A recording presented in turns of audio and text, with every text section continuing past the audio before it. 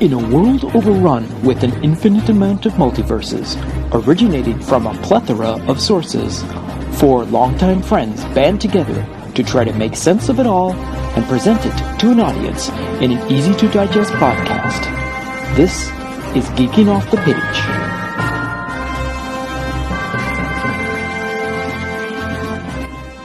Hey there, everyone listening. This is Trevor, and I have a new shirt on. My name is Troy, and evil dies tonight. Evil dies tonight. Evil dies tonight. I'm Gavin Burbage. It's cool, you guys. I'm going home. And I'm Mike Kitchen, and I don't know what the deal with that was, but hey, this is Geeking Off the Page.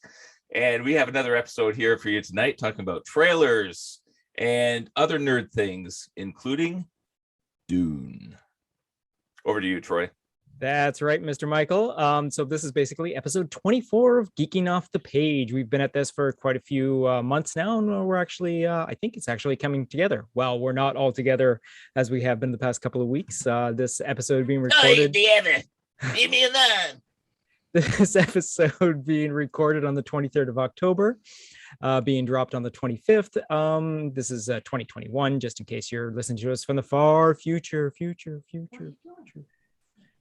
So like Michael said, we come together on a weekly basis to talk about some sort of things, and we usually start off doing our coming attractions. So we're going to be talking about a bunch of trailers and little advanced looks and whatnots about all upcoming movies and television series and whatever's available to us. So the first one that we're going to start off was a pretty big one, and this is going to be Ghostbusters Afterlife. And this is the actual international trailer. And as everyone is aware of in the history of movie trailers, the international trailer is always so much more better than the domestic one that we get here in North America. Usually gives a lot more scenes that have never been seen before on this side of the side of the planet. And it also gives a lot more of the actual plot away and all that. So this particular one, which November 18th, coming up really soon, is when Afterlife is being released to theaters. As far as I know, there's no streaming day and date sort of thing, which is kind of cool. So it's basically you have to go to the theater to see it. And personally, probably this will be the first movie that I'll probably be going into the theaters to see. Troy, you keep saying that. I know I keep saying that, but I mean, it's still just not 100% sure yet. Anyways. So this trailer gives us a hell of a lot more. Actually, we have quite a bit more of what looks to be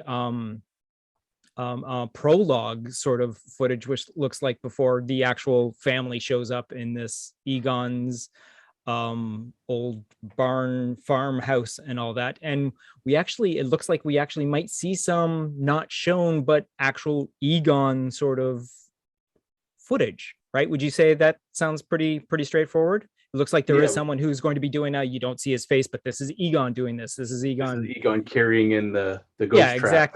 Exactly. Yeah, which I mean is a fantastic thing. We see so many terror dogs in this, which, oh my God, technology advanced so much that the terror dogs look fantastic. That's one thing I was really excited about, seeing the terror dogs, because oh, for sure. I've watched this movie so many times. Every Halloween, we probably watch Ghostbusters. And again, going through animation, working at companies like Tippett, working on creature animation, I've always liked the old school stuff. So that old school stop motion, like in Ghostbusters, you love it. But then you see it, it's like, yeah, the 1984 terror dogs look kind of dated. But then you see this new revised version of them. I cannot wait. Even just to see that, I'm excited to see this movie.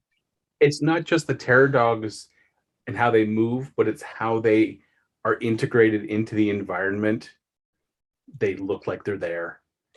Well, yeah, because there actually is, again, like the original one, there was a physical puppet, but the puppet didn't do anything. The puppet just sat there. It couldn't do anything. This one is a little more mobile. It's a little more animatronic and all that, but it seamlessly works together with the actual computer generated version, like that sequence where Paul Rudd is in the store and encounters it, and it goes from this prop to a full motion animated character, and it just looks so gorgeous. It's yeah. There's just a bunch of little moments in this trailer. It's just like, ooh, I am chomping at the bit to see this film. I really, really am. No, I didn't notice Egon in the trailer. Which part was that? Where he's walking out of the farmhouse? So at the beginning of the movie, we see someone driving a truck towards the farmhouse. Someone wipes out. Someone's running with the ghost trap in their hand. They're setting up a ghost trap and all that. That might be so like it's about 20 seconds to 25. You see someone running through, and you see someone limping as he's running towards the house. And we assume that's Egon because then you see, them putting, or like someone putting a ghost trap into the floor. And then later on, we've seen the sequence where the granddaughter figures out the puzzle on the floor and opens up, and there's the ghost trap that she takes to her science teacher. And he's like, ooh, a real ghost trap. Well, first he's like, oh, we got a prop. And then when it sees the glow, it's like, this is a real one, and it's loaded. So, and then you see the ghostly footsteps trailing after Egon. So obviously he's got something big in that thing. He's got like some sort of, he's got the key master in there. So one thing I was thinking as far as Egon, I was wondering, are we going to see a ghost Egon at some point in this movie? Not. I really hope we don't. No. I know we're going to see Ray. I don't know if we're going to see Bill Murray he's always stated he doesn't want to do another Ghostbusters movie as his character. He wants to be dead. Who knows? I mean, they've been pretty tight-lipped on not only who they're bringing back, but in what capacity. So, except for Annie Potts, because we've seen Annie Potts actually physically in the trailer. We've seen Annie Potts. We've heard Aykroyd's voice on the phone. Dan Aykroyd on the phone. Yeah. I don't know if we're going to get Winston back, but I just hope for Egon. I don't want to see a CGI ghost version of him. I really don't. I think that's just be a huge disservice. I don't even want to see like a Tarkin style trying to make. Yeah, I hope they don't do that. I mean, I wouldn't mind hearing like a voice clip or something like that. Yeah, like maybe like a reel-to-reel recorder where he's saying like, don't go after the ghost trap. Whatever you don't fire it off. Something like that. That I could deal with, but I don't want to see him. I really don't. As this is a great way of giving a send-off without him actually having to be there. Yeah, and exactly. It's a perfect way to give in to a new generation of either fans or watchers of the movie and all that by introducing this young cast, which is sort of basically what they did in the cartoons for the Extreme Ghostbusters, where it was actually kind of neat because it was actually Egon was head of the Extreme Ghostbusters, the animated series, where he had all these kids helping him out and all that. And that vehicle, this Ecto, the souped up Ecto, looks fantastic. The gunner seat looks, I mean, I've seen the toy and all that, and I've seen like what they've shown on it, but seeing the thing actually moving, I'm like, okay, this looks like fantastic. There's a featurette on YouTube with Adam Savage where he gets they pull out like the Ecto that they restored, and he gets to drive it, and the whole time you could just see the look on his face, like when he asks like, can I drive it, and they're like, yeah, and just like, really? Yes, his reaction when he finds out that he can like drive the car is priceless. I mean, it's Adam Savage. Adam Savage is a big fanboy, and like people like Adam Savage are the reason why we're such big fans, is because he allows us more entry where there wouldn't be a way to do this unless one of us happened to know someone at Sony or happen to be like, buddies with Dan Aykroyd or something like that. Right. Yeah. But someone like an Adam Savage who approaches all these people when they're doing all these things and says, hey, I'd like to show the world all this sort of stuff. And they're all like, yeah, sure. Why not? And so, I mean, it's nice that Adam Savage's Tested is a fantastic source of that sort of thing. So that being said, I could say we're all excited to see Ghostbusters Afterlife. Yeah, yes, I'm more excited for this movie than any other Ghostbuster movie since the original Ghostbusters. I will say that. Fair. That's a fair shake. That is a fair shake. And you only have to wait until the 18th of November, which is less than a month away. Right around the corner. Yeah. Now, the other trailer that we saw was something that came out of the giant animation explosion that Marvel was going to release a few years ago that died off quite quickly. And what we got out of this so far is MODOK. And this is one of those series, and it's Hit Monkey, which is coming to Hulu, and it's being released on November 17th. So this is basically the story of a monkey that sees his monkey clan being killed by assassins and decides to become a hitman himself. Well, the ghost of the hitman's kind of coaching him along, and yeah. Exactly. I don't think he's possessing him, but I think he's somehow influencing this monkey, because I doubt a monkey would be that good of a marksman straight out of the water. So that's true too. Yes. But this is again a long time coming from like I said, all those Hulu series that were supposed to be coming up, but unfortunately just fell to the side and all that. But this is, like I said, on the 17th of November, and it looks kind of cool. It looks like it's not full frame animation. It's not quite full fluid animation like what we like, it's but very Archer-esque. Yeah, very Archer-esque. But I'll give it a try because it's going to be on Hulu. It'll probably more than likely be on Disney Plus Star in Canada. So yeah, for this one, it looks silly. It looks fun. I don't know if it's one I'll be watching unless everybody starts raving about it.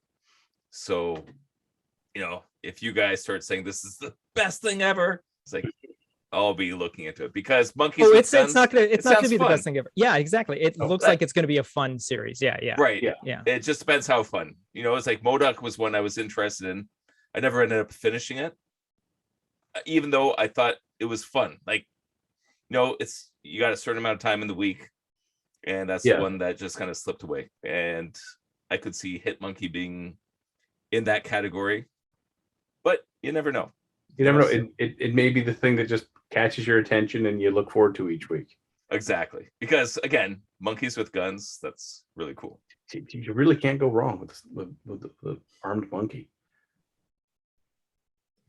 All right. And the other thing that we had, which was also released around the same time, was the first look for Apple TV's new series, Invasion, which actually started on the 22nd of October. So we're already a day into it. I believe it's a weekly episode. And basically, the first look actually gives you a lot of the actors talking about the roles and how the world is set up and whatnot. So basically, it's an alien invasion, and it's how basically the world in its different diversities are dealing with the situation of this worldwide invasion. And on first impressions, it looks like a fantastic cast. I mean, it is a world diverse cast too. I mean, everyone from around the world, all the different actors have different nationalities to them and all that, which is kind of neat to hear different accents and all that. And the actual sequences are taking place in the countries that these characters and actors are from and all that. And I mean, anything that has Sam Neill in it, I think I'm going to sit down and at least give it a try, sort of thing. I don't. What's with Sam Neill? It's like, if it's not dinosaurs, it's aliens. I mean, come on. I don't know. In the Method Madness wasn't either. That's true. Yes. But again, it looks kind of cool. It's big budget sci-fi on TV budget. So again, it's backed by Apple, so they're going to throw all the money at it. And from what this actually 6-minute featurette, like I said, it's a lot of interviews with cast and crew members, including directors and writers and whatnot. But it looks like something that I'll definitely give a try once I get my hands on an actual Apple TV account. So that's the only thing basically stopping me from watching it right now. But I probably will figure out a way and all that around that. But what do you guys think? When I first heard the premise, I was like, this might be the thing that makes me sign up for Apple TV. I'm going to wait. It's interesting, but not interesting enough to make me want to sign up for yet another subscription service. Yeah, it definitely looks like a War of the Worlds sort of thing. But yeah, so. Yeah, for myself, I love those types of movies. I love crazy alien invasion, Godzilla dinosaurs wrecking havoc, anything like that. I'm a big fan, but I've seen so many of these before that I need it to stand out. Like, how is this different than Godzilla destroying Tokyo or whatever else? Like, why? How is this different than War of the Worlds? So, even though it looks interesting and I do like this genre, it's got to, give me something else before I start signing up for other accounts.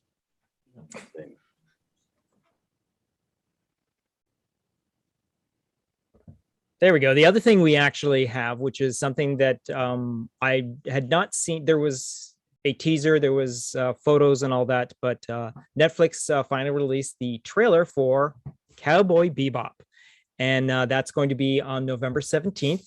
And I've seen myself a bit of the animation. I've seen quite a few episodes of Cowboy Bebop. And if this is what the series is going to be looking like throughout the whole entire thing, sign me up for that, because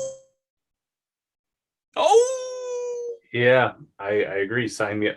I love the fact that they play around with the framing like a comic book, is the but thing. then they grab it and switch and everyone it. to that location and then switch back. Yeah, exactly. Sometimes use the frame as a weapon. Little stuff like that. Like that is just it's just unbelievable. Like it's they do it so well and so seamlessly. I can't imagine how much boarding goes into this to make it all work, and then they sit down and the compositors and the editors. But yeah, I'm going to be watching their work because it looks great. I got some vibes of Tarantino, where I remember when Pulp Fiction was released, I didn't quite know what to make of it. It was just kind of too weird. I walked out of the theater going, I don't know if I love this or if I hated it. And I had to think about it for a little bit. And I watched it another time. I was like, no, I love this movie. This movie's amazing. But it just kind of broke my brain. And just watching this trailer, the way they do play with the frames and they cut between things, there's so much weird stuff. Like, if this happens in the show, it'll be a little bit of a mind screw how it all works.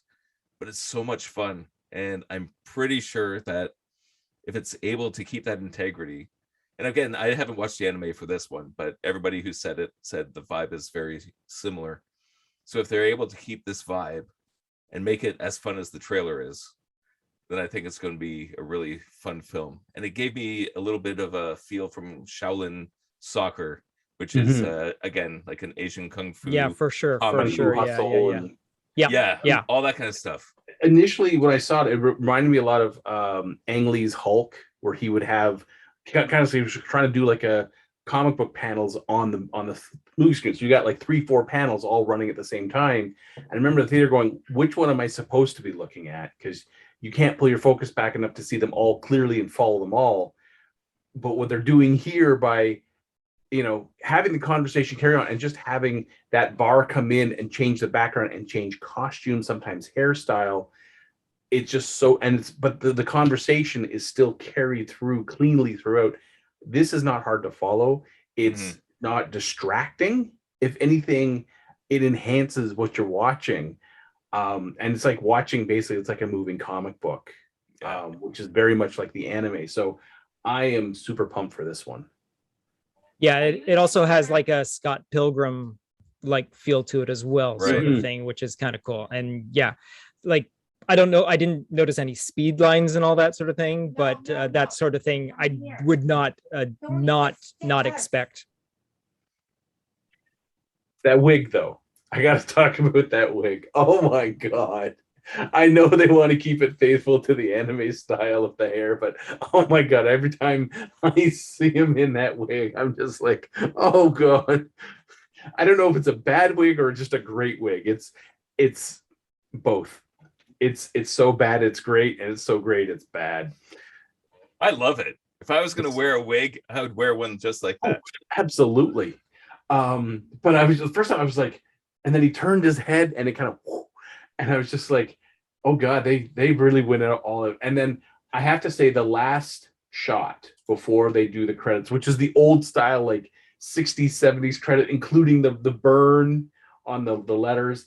Yeah. Seeing the ship, they do that nice big turnaround of the Bebop, and they pull back, and you can see like the everything. It was just like that sold it for me. And then when they cut to the title card, and it's got the old CRT burn in with the reds, the reds are off and maybe a bit of the green, and the color, like the blur of the glow is burning through. And I was just like, if they can keep that through all the episodes, I'm going to binge the hell out of this. Well, speaking of the ship, because I haven't watched the anime before, like I'm familiar with it. Like I have a peripheral knowledge of what Cowboy Bebop was.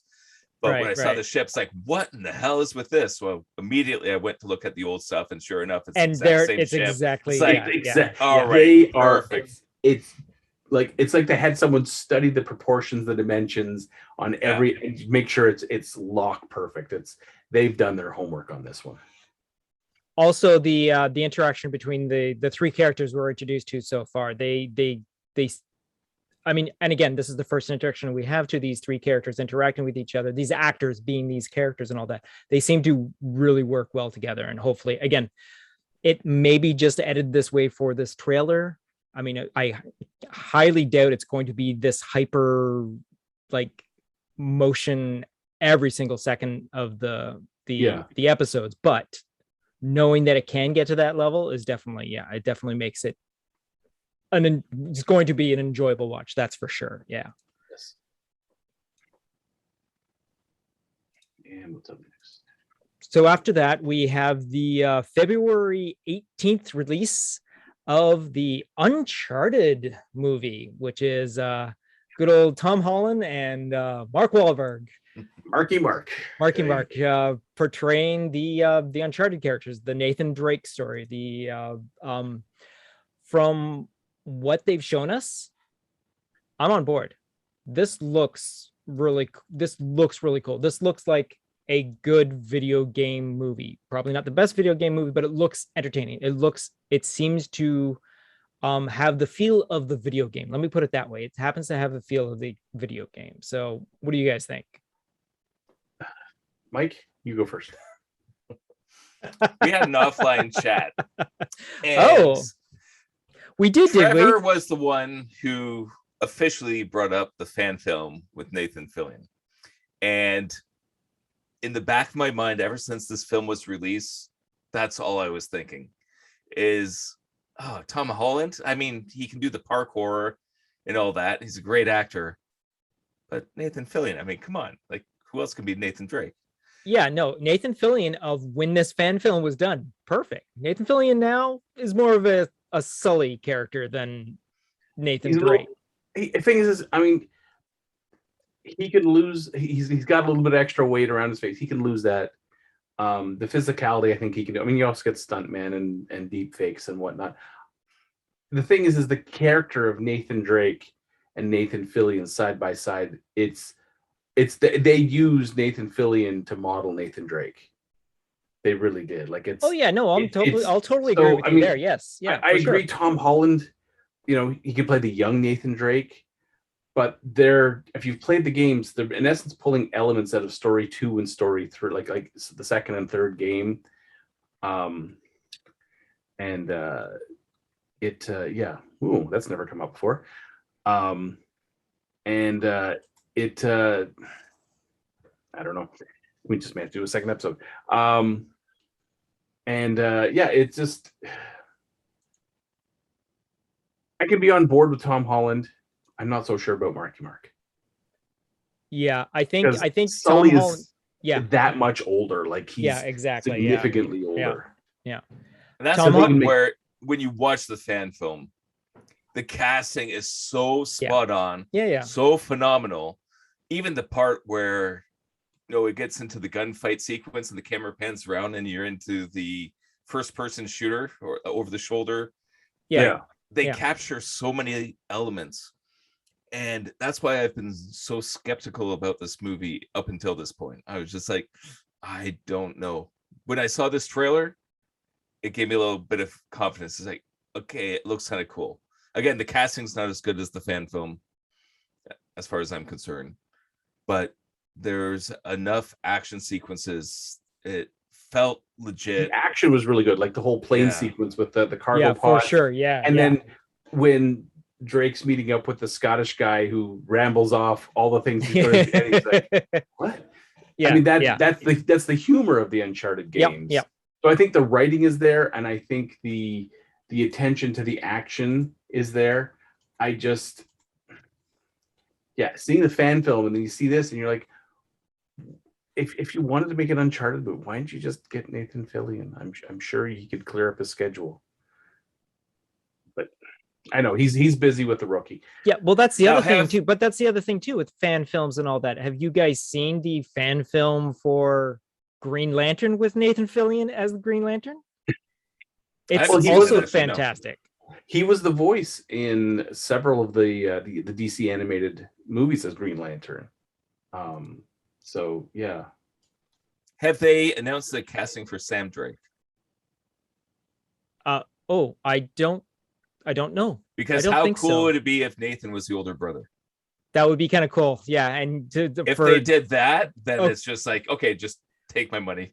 that would be like an end credit sort of thing. Like, yeah, because at this point, Sam is lost to him though, right? Like Sam's supposed to be dead at this point, right?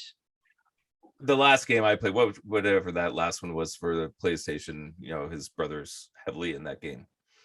So Yeah, the if- latest one, but it's also a young Drake in that one, Nathan Drake. Yeah, in it's a that, young isn't it? Drake. Yeah. We have the young Drake here, so it could be. Yeah, they couldn't. Who knows? If they're smart, they'll play this one close to the chest so that we don't know until it finally comes out. But if they did that, I would just be like, okay, bravo. Mwah. That's definitely a stand up and like, yeah, that's a standing ovation sort of thing. Nathan Fillion showing up in, yes, for sure, in the Uncharted movie. Yeah. So speaking of DC characters and all that, we actually have the next one, which is a Netflix movie being released on November 12th of Red Notice, starring The Rock, Black Adam, Gal Gadot, Wonder Woman, and Ryan Reynolds, the aforementioned Green Lantern. And Deadpool. Yeah, doing their own sort of Uncharted / Indiana Jones / National Treasure sort of thing, and it looks very fun. It looks very entertaining. We have very charismatic characters on the screen at one time that it's going to be kind of hard to try and figure out what is actually going on, just because everything's just so pretty on the screen. I mean, the humor is going to be there. This trailer gives a lot. Like, we've seen clips so far of this, but this looks like Ryan Reynolds and Dwayne Johnson working together look seamless, and then throw in Gal Gadot, who can Gadot. Waiting for Godot. I'm not sure. I've heard both, and I can never remember which is the proper one. But anyway, Don't ask me for a pronunciation. In fact, I'm going to butcher so many names this episode. Just wait till we get to Dune. But anyways, let's just pick one. But this looks like it's going to be a fun one too. I mean, again, I believe it actually is a Netflix movie. It wasn't bought by Netflix. It was produced by Netflix. They put up the money and they got their own writers and whatnot, which is kind of neat to see that they are actually doing that route as well, which is also what they had from the Michael Bay Ryan Reynolds movie that just recently was released about 6 months ago or something like that. Sorry? Underground 6. Underground 6. That's why the number 6 was stuck in my head. Underground 6, which again, it was kind of fun, but there wasn't much more than the stunts, and it's a Michael Bay, so there you go. I mean, you can't expect much more out of it, but spinning cameras, lens flares, debris. Yeah, exactly. This is not a Michael Bay, so you're probably going to have an actual half decent movie, or at least a half decent story. Well, at least the main characters are half decent. Let's put it that way. We should put that on the poster. I like that. Guys, if you want to use that on the poster, just use it. There you go. Half decent. Half decent.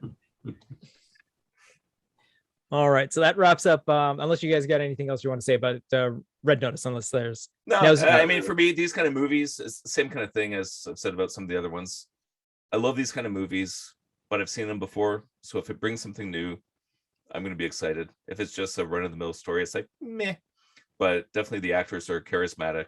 It could be a lot of fun. And I hope it is. That's it. I'll watch it. It'll be on Netflix. Yeah, exactly. It'll be on Netflix. We already have Netflix, so yeah. So being this particular spooky time of the year, we're going to be bringing up a couple of the bit of a horror theme that's going on right now. So to begin with, I'm going to talk about, because I'm pretty sure no one else in this meeting has actually seen them, but both the first episodes of both the Chucky TV series and the Day of the Dead TV series, both of which are based on the original properties, were released, were aired this week. So to give a capsulized review, what it is Chucky actually takes place in the universe of the Chucky universe. We actually had Brad Dourif returning as the voice of Chucky. It starts off as a this sort of loner, sort of single parent kid who is a little bit artsy sort of thing and is into like making sculptures out of dolls. He is at a swap meet, sees a good guy doll and picks it up. So it's your typical good guy doll. It's the original good guy doll. It's not the new Mark Hamill version, which was just released this year. But it's back to the original Chucky doll. I'm sorry, the original good guy dolls and all that. And we find out some backstory of single father and whatnot. His a lot of going on. The kid's got dark sort of an emo sort of feel to him and all that. And in this first episode, well, there are some killings and there's some suspect that it could be the doll. And it's kind of fun because it feels like it's of the universe that the original series came from. We don't have any more backstory of why now he is in why Chucky is in this body now, but again, it's a series, it's an ongoing series, so we'll find out a little later on, obviously. I'm definitely going to stick around for more because it looks fun. It looks really good, and it is a great feel to it. Now, on the other hand, we have Day of the Dead, which is, again, based on the George A. Romero series. And this is basically takes place in a small town where the zombie apocalypse has broken out. And it has a bit of a more of a comedic feel to it than obviously Day of the Dead. This is a complete 180 from the Day of the Dead feel. The Day of the Dead was the underground military, like one that was very dry, but very dramatic and very horror film. This TV series version is definitely not. It's zombies. It's slow moving zombies. It's classic Romero zombies, but they've hit up the humor quite a bit. So it's more of a Shaun of the Dead, but not really as funny as Shaun of the Dead sort of thing. It is definitely a TV version of a movie, whereas Chucky is a great translation from movie to TV. Yes, Mr. Brown, what would you like to say? I want to pull Trevor's finger. So I I called up the trailer and I was like, oh, okay, the trailer. And I happened to hit the scroll wheel into the comments. Yeah. And some of the comments. So Sonny J says the budget on this was a whopping $80. Yeah. And Big Al said, Day of the Dead 1985. Dark, serious in tone, atmospheric, foreboding, iconic, memorable characters, creative, chilling. Day of the Dead 2021. None of the above. And then my favorite was Crust says, an ode to George A. Romero.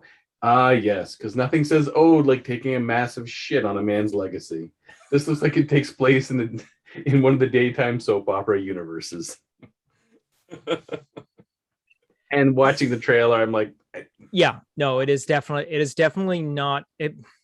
They could have named this any other thing. This could have made up some sort of zombie apocalypse like title and all that. I mean, this is not like you said, it is definitely, first of all, not fair to the George A. Romero name. I'll give him points that the actual makeup effects on the zombies look really cool and all that, but no, I'm sorry, this is not something that should have the moniker of a George A. Romero storyline. The mall one, right?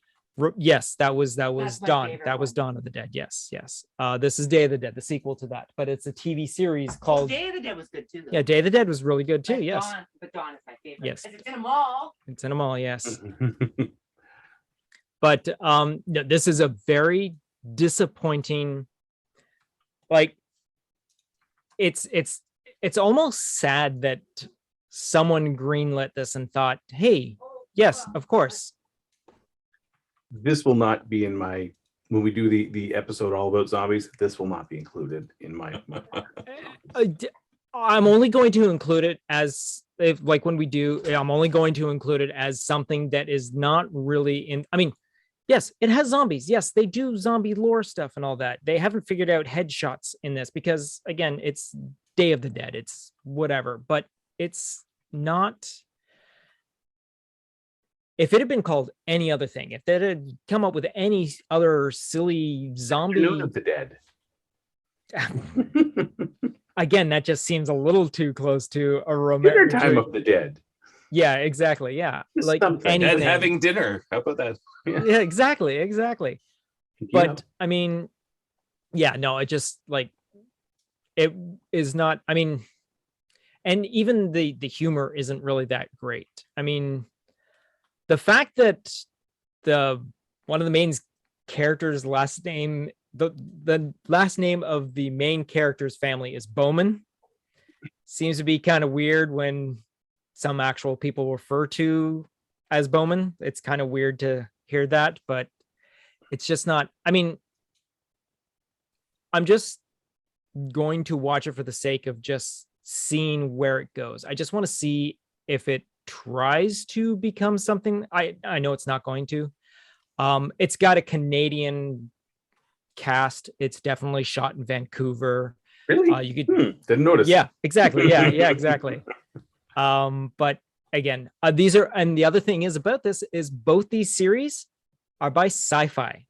So yeah, so you know, the network that wanted to copyright the Sci-Fi SCIFI and figured out they couldn't, so they changed their logo to SYFY so they can copyright Sci-Fi. It's just, yeah.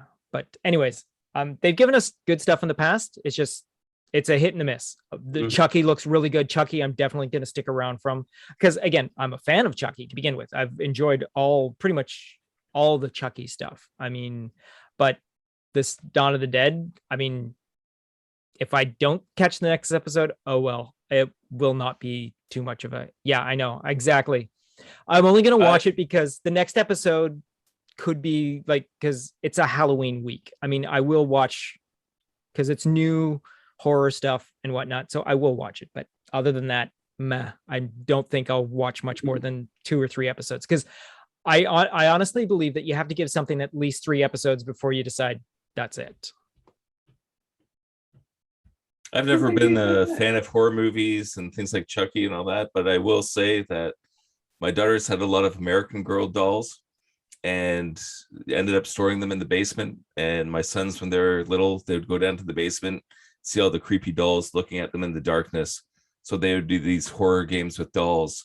So they were always fascinated with Chucky because of all the American girls in the house that tormented them as children. So I do have a little bit of a soft spot for Chucky just because of that. And again, it's nice to see, well, nice to hear Brad Dourif doing the Chucky voice again, which is kind of neat. So that's a nice thing. So moving on to that, we're going to move on to actual movie review. And this last week, Halloween Kills was released, and this is the follow-up to 2018's Halloween, which is the follow-up to 1978's Halloween. So for those that aren't 100% sure what's going on, 1978, Michael Myers, Halloween, Jamie Lee Curtis, Laurie Strode, John Carpenter. I have to ask before we go further than that. Yes. Was it Captain Kirk's face as the mask? Yes. Was it William Shatner? The original, William the original Shatner mask true? turned inside out and the hair teased. Yep. So that's So it absolute is- fact. That it is fact. awesome. It is fact that is the mask that they used for the original movie. The first two movies were that same mask. Past that, it was just something designed to look like the original Well, mask. So the it first wasn't- movie, you got to realize, was made for a budget of $300,000. yes, The entire with a return of like 70 million. 70 million. Yes. So, and back in the 70s, that's like They made some money on that's that. pretty big money. Also, again, the whole entire lore of the Halloween series is the original idea was to make an anthology. Every single year they were going to release a different type of movie on Halloween. This first movie was going to be this psycho killer. The next movie was going to be what the third movie was witches. Then they were going to do a vampire one. Then we were going to do a werewolf one. But because of $70 million in 1978 made from this small budget movie, they instantly greenlit a sequel, and John Carpenter, who really didn't want to do a sequel, was paid enough money to do a sequel, so they made a sequel. They Then drove when a the truck third of movie- money up to my house. What do you expect me to do? Exactly. So because the movie was written with an ending, so the first movie was written with an ending, then they had to retrofit a sequel to it. So then that is where part 2 came out. Then they decided, okay, let's go on with this anthology thing. Then came out this one with witches and masks that were going to kill children. And then the audience was like, where's Michael Myers? This isn't Halloween. Where's Michael Myers? Yeah. So then they scrambled to make The return of Michael Myers. Return of Michael The Myers. revenge of Michael Myers. Revenge of Michael curse Myers. The of curse Michael of Michael Myers. Myers. Yeah. And so forth and so on. And ad nauseum. Now in 2018, The car of Michael Myers. The car- Yes, Kit. The life insurance policy of Michael Myers. The junk mail of Michael so Myers. in 2018, they came up with basically a spiritual sequel to the original 78. So basically everything after that is retconned as not happening. So 40 years later, Laurie Strode's character, who is the survivor of this attack in Haddonfield, Michael Myers has been institutionalized. Something happens. He escapes. Turns out that his new psychiatrist has basically wanted to see how Michael acts in the field, sort of thing. So he sets him back to the town where he killed all these people before, and then runs into Laurie Strode and her family, and a lot of people And get killed. hilarity ensues. But it's a really loyal It is. follow-up to it, And then, which is and fantastically done. they updated the budget to 10 Yep. million, and Yep. they managed to scrape together 255 million worldwide. Yeah, exactly. Yeah. And it's also a Blumhouse as well, which Yes, is kind of yes. neat. It's a Blumhouse film. So Blumhouse behind it is all that. So then the idea was in 2019 was going to be Halloween Kills, and then 2020 was going to be Halloween Dies, which is, so this is a Oh, trilogy. Halloween ends. Halloween Ends. Ends. Sorry, yes, Halloween Ends. I apologize. Yes, you're right. But unfortunately, pandemic sets in, delays everything. So in 2021, we get the sequel to the 2018 film, which takes place that night. It takes place at like 11 o'clock at night on Halloween night, 2018. And the movie picks up right from that point. Well, technically, it jumps back to 1978 and adds more to the storyline. Gives us a fantastic Donald Pleasance, Dr. Loomis lookalike, which is I was surprised to see that. I thought we were just going to hear a voice, but when that actor steps into the light, I'm like, oh my God, this guy fantastic. Let's see him. Why wasn't he in the friggin' 2018 version? But anyways, so we hear some more backstory. We find out that one deputy blames himself for Michael Myers continuing on for all these 40 years because he stopped someone from executing Michael Myers while he was arrested. So we go 40 years later. We pick up right from 2018 starts off, where ended off. We see all the aftermath. We see Laurie Strode's house burning down with Michael Myers trapped in the basement. Laurie and her daughter and her granddaughter, Laurie's granddaughter, so Laurie's daughter's daughter, they're all escaped from this.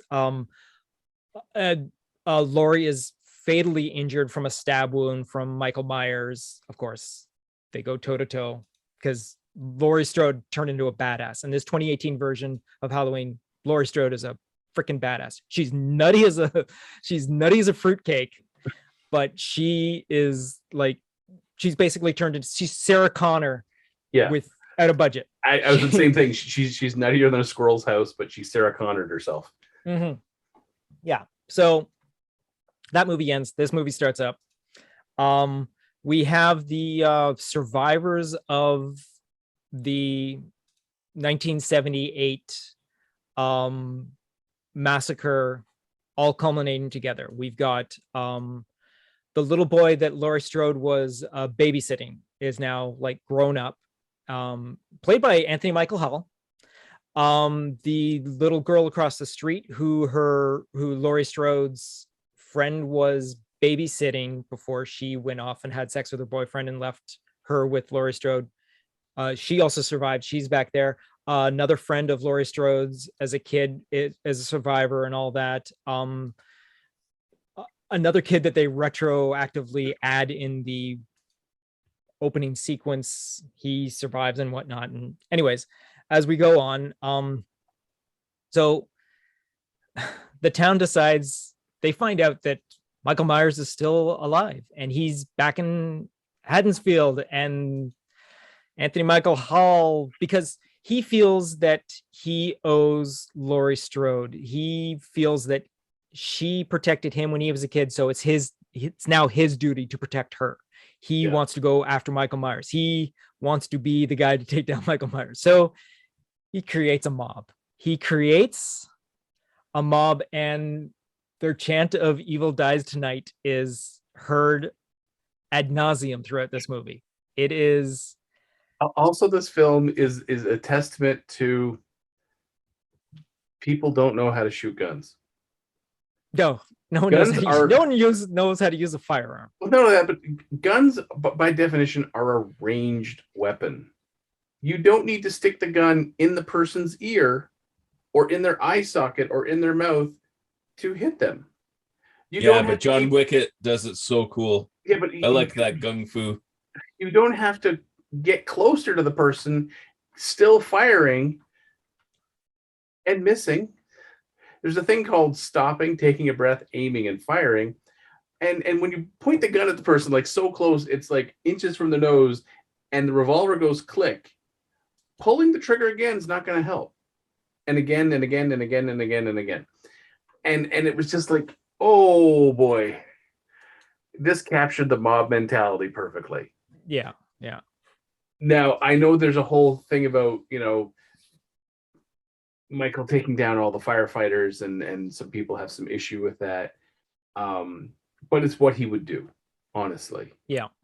It's the Shape staying in character. This is what it would do when confronted by all these potential victims. I watched the movie and I was like, this is exactly Back to the Future Part 2. This is a movie that exists to do nothing more than to get us to the third story. Yeah, that's exactly what it is. It's like they ran out of time at the end of Halloween, or like the last one. Yeah, 2018. Saying, we want to bridge to get to the next one. This is what this time slot is. This is all that this is. Yeah. This is a movie that cannot stand on its own 2 feet as a standalone movie. You have to have seen the movie before, and you'll need to see the movie after to make sense. It's nothing more than just the rope bridge connecting movie 1 and movie 3. Yeah. Again, it would feel a little better if, like, just 1 year earlier you had seen 2018, and then you go into 2019 and know that 2020 is going to be the final film. And again, it is halfway through this movie, you're like, oh crap, that's right, I'm watching a filler episode. The other thing is the first movie, the 1979 movie takes place in a couple of hours. Yeah. The 2018 sets you all up because it takes place in about 3 hours. This one, Halloween Kills, is maybe 2.5 hours. If And that. so much shit goes on that is so implausibly impossible. It can't happen. There's so much that goes on in this tiny little period of time that is like knowing because I am a fan of Michael Myers. I am a fan of the Halloween series, which Trevor is also, right? Yeah.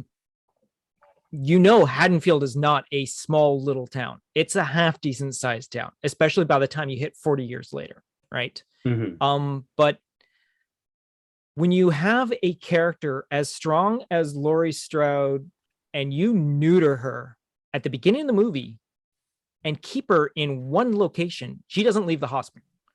She's brought to the hospital and never leaves the hospital. She obviously, which is understandable because she's got a gut wound that she goes into surgery, and apparently the surgery only takes 10-15 minutes to sew her back up, and then she's fine. She's fine. She's fine. Yeah. She's put in the same room with the deputy who could have shot Michael Myers 40 years ago. And obviously Laurie has had history with this character and whatnot. So they're palling around and all that. Laurie's daughter and granddaughter are off doing their own little things. Like it's so, I'm hoping that they thought, okay, Halloween 2018, this is a really great idea. Oh, this is how we're going to end it. But we need to make a third movie. How do we do this? Yeah. And this is what we ended up with was Halloween Kills. And unfortunately, it is disappointing. There are way too many head through banners and then snapping them, or like the eye gouge. The one death white eye gouge was pretty cool. Michael abandons a knife for a while. He stabs someone in the face with a knife, which is fantastic. Yay, you lose the knife because it's stuck in the guy's face and all that. But then you take out everyone around him and all that. The nod to Halloween 3 was fantastic. The 3 bodies in the playground wearing the different masks, which are the Laughing Shamrock masks from Halloween 3, is fantastic.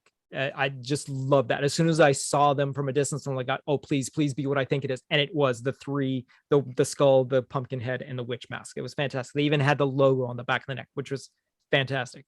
But that's not enough. I mean, I did not enjoy any of the so-called returning characters. Like, obviously, it wasn't Anthony Michael Hall playing the little kid back in 78, but his version of Tommy just, I'm sorry, it just didn't, everyone seemed two-dimensional for something that the previous movie was so full of. Like, even like Laurie's, what is her name? Laurie's daughter is understandably Karen, thank you. Yes, thank you. Is understandably like withdrawn from her mother because mom was crazy, and when she was 12 years old, she was taken away from her mom, right? So she's estranged. But she goes on to have her own family, and at one point wanted to connect back with her mother. So Laurie's grandmother, who is technically one of the main characters in 2018 Halloween, is a strong 3-dimensional character and all that. In this one, she gets reteamed up with her boyfriend, and she becomes technically the final girl in this version of the movie. A lot more people die, a lot main characters die. We're introduced to characters like Big John and Little John. A comedic sort of segue that I don't think really needed to be there. No. Of the guys who basically moved in and renovated Michael Myers' old house. So, I mean, it's unfortunate that the movie filler. It was Yeah. it was filler to pad the runtime to get it over 100 minutes. Was it Yeah. necessary? Not at all. No, I'm pretty sure they could have truncated. They could have made 18 a little longer and probably ends a little longer, right? This And one, then- the problem I had with it is there were sections where you knew it was a filler. It was like we need to waste We X gotta- amount of time. Yep. Let's just chunk this in, and then Michael's going to show up and kill a bunch of people. Yeah. And that's all it was for. Yeah. Like the old couple, near the beginning, the gay couple in Michael's old house. Those were just filler chunks of like let's watch Michael kill something. Dude, I think even Tommy going around to the different locations, gathering his posses together and all that. Yeah, Okay, you again, call this time and that one. I'm like, filler. what? That could have Yeah. been done much quicker. I would have liked them actually to explain a bit of, have someone, even someone in the bar hypothesizing how Michael Myers can take all this grievous damage and still be moving. Like there's got to be something power in this guy. There's got, a normal person couldn't take these blows and shrug them off and keep going. Like that's, I think, what was missing. Because for anyone who skipped all the other Halloween movies and just did the 2018 and did this one, there is really zero explanation about how Michael's doing what he's doing. That's true. That is true. Yeah. I mean, when the mob gets him, anyone else is done. Like you take the amount of damage that guy took, they're done. That's it. It's over. Credits roll because they got him. And he gets back up. And there's no explanation why. Like any other, of these, the psycho killer movies, like, Friday the 13th or Nightmare on Elm Street, there's something powering this person. There's something getting them there. And they'll spend some time talking about it and somewhere showing something to let the audience in on kind of like a little bit of what's going on behind. Like, how is he getting from place to place so damn fast? Yeah. How is he catching a car? Shit like that. And they omit it completely.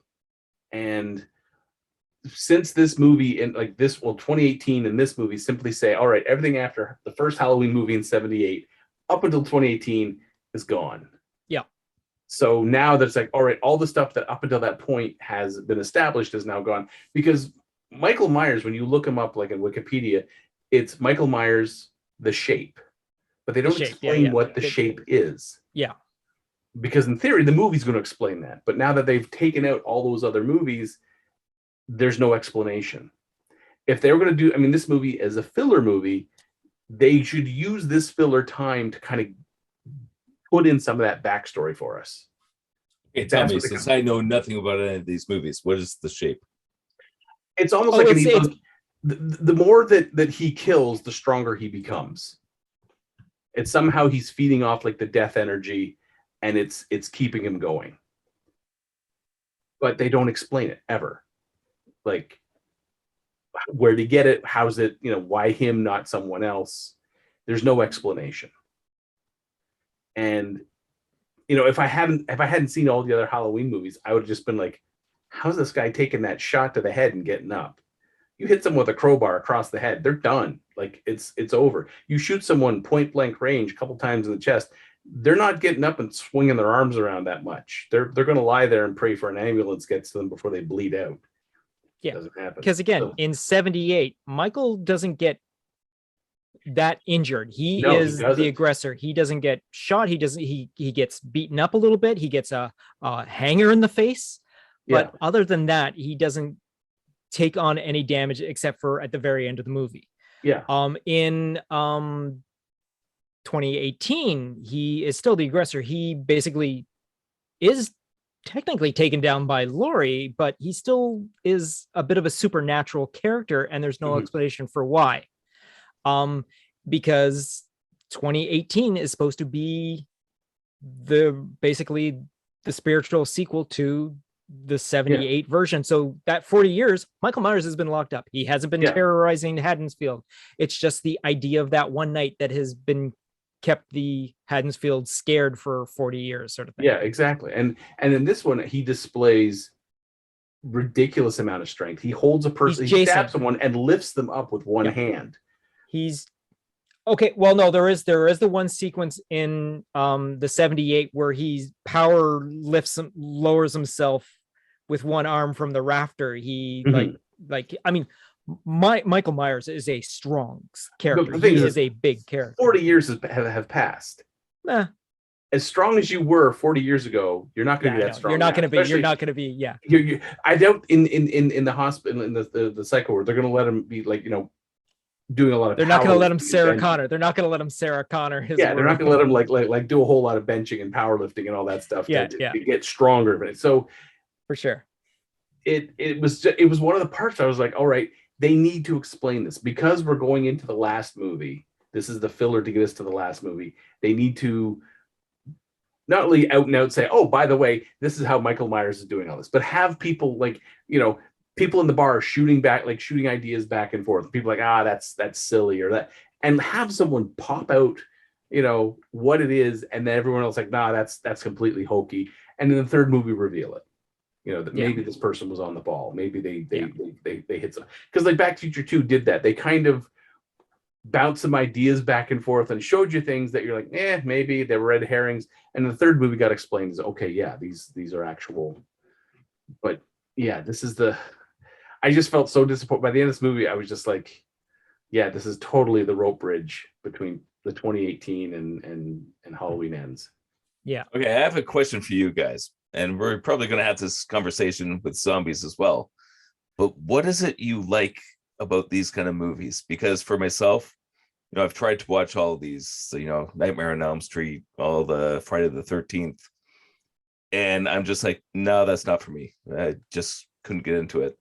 What is it? I want you to do an information dump. Explain to me why these are so fascinating. For me, these sorts of films, like, the Friday the 13th, the Nightmare on Elm Street, Halloween, it's the unstoppable force of whoever the big bad is. It's that unstoppable force, that beyond human force.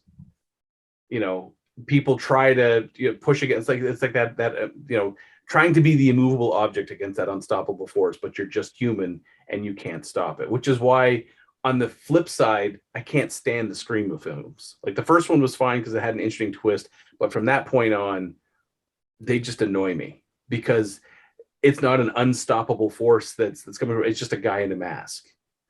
Okay. And so when I saw like the most recent Scream 5, I was like, oh my god! When the guy pops out the door, like, ooh, I'm going to cut you.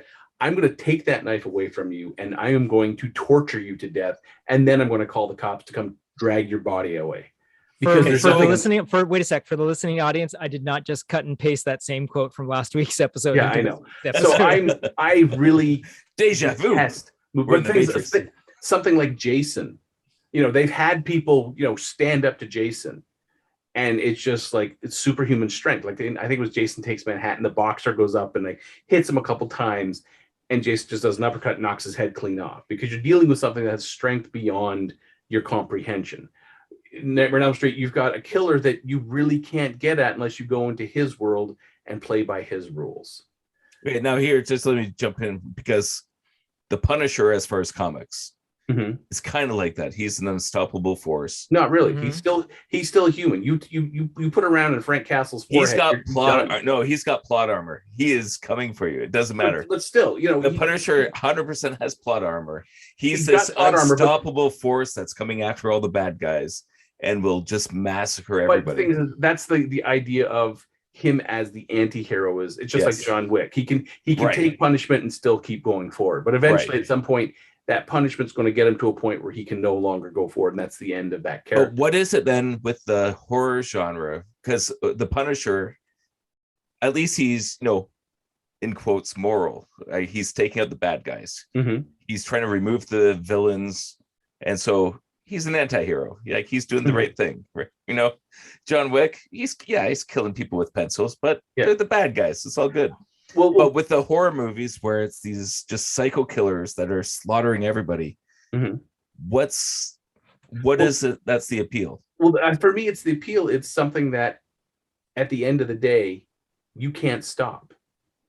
Okay. The best you can do is try to get away, but you can't. It's not like you can put your hands up and stop it. Right. So in the case of like, John Wick or Frank Castle, in theory, someone gets off that lucky shot, drills a bullet in his forehead. It's done. It's done. That's going to happen. Plot armor. But I know what you're saying. I know what what you're saying. is if you're fighting someone like Jason, you pull out your 45, you squeeze off a round, it hits the red V, and you're like, haha, I got him. And he just sits back up and then marches towards you with that machete in hand. You're like, well, okay. And you look at the gun and you're thinking, I see the hole. He should be down. And by the time you realize, you look back up, that's when the machete's coming down. You're like, well, I wasted my life. But is there something redeeming about the movies? Yes. Like, what is okay? Explain it to me. The reason why I enjoy that sort of thing is I enjoy it from the technical point of view. I've I got into horror because I enjoyed figuring out how they did the effects. I like to see the creative way that stuff's done, the way that Jason kills a person, the way that Michael Myers goes about something, and the Freddy on top of that as well. Yeah, exactly. But I enjoy seeing the new ways of doing it. Now, Jason isn't Jason until like the 6th movie, when he's brought back as a supernatural being, and that's when he becomes completely unstoppable. Prior to that, it was someone copycatting him. The very first movie wasn't even Jason. The second movie, he was a mortal man, but it's just a big guy in the forest sort of thing with a lot of strength taking out people. But by the time you get around to, like I said, the 6th movie, the corpse gets reanimated by lightning, so he becomes the supernatural form, and then that's when he becomes unstoppable. He goes up against a Carrie style character, like a girl with telekinetics takes on Jason at one point, and just the effects and the kill ideas, and just it's the thrill of the cat out of the closet scare against the killer with the knife jumping out at you sort of thing. I like the thrill of the scare as well, but I'm also intrigued by the actual killing style itself. And then after a while, when you get into your 4th, 5th movie, you're then there to watch the killer. You're there to cheer on the killer. Like Freddy becomes that character really quickly. You're there to watch Freddy take out all these teenagers. You don't care whether or not the teenagers stop him or not, because you know why Freddy's coming back. But why do you want to see Freddy take out the teenagers? The reason why my personal self love the horror films is I enjoy the storytelling aspect. I enjoy the knowing that, trying to figure out what tropes they're going to use. It's the following the formula. I mean, and then seeing if they're going to go off script with it, to change it up, to see if they can do it successfully or not. It's always thrilling when some series decides to throw a left hook and it works. More than likely it hits the wall and just falls off, and like, oh, well, that was a good try, but that's interesting. But again, I personally enjoy the look of it. I enjoy the technical aspect of a horror film. I will sit there and be like, oh, how was that done, sort of thing. I will watch the guy's jugular get cut and realize, ooh, I didn't notice the bladder there underneath the fake skin before they actually cut.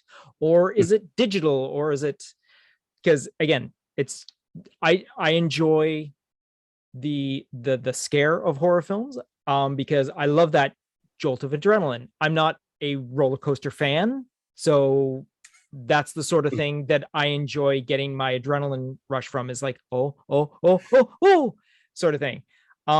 That's hilarious, because I'd rather go on a roller coaster, but hey, that's fun.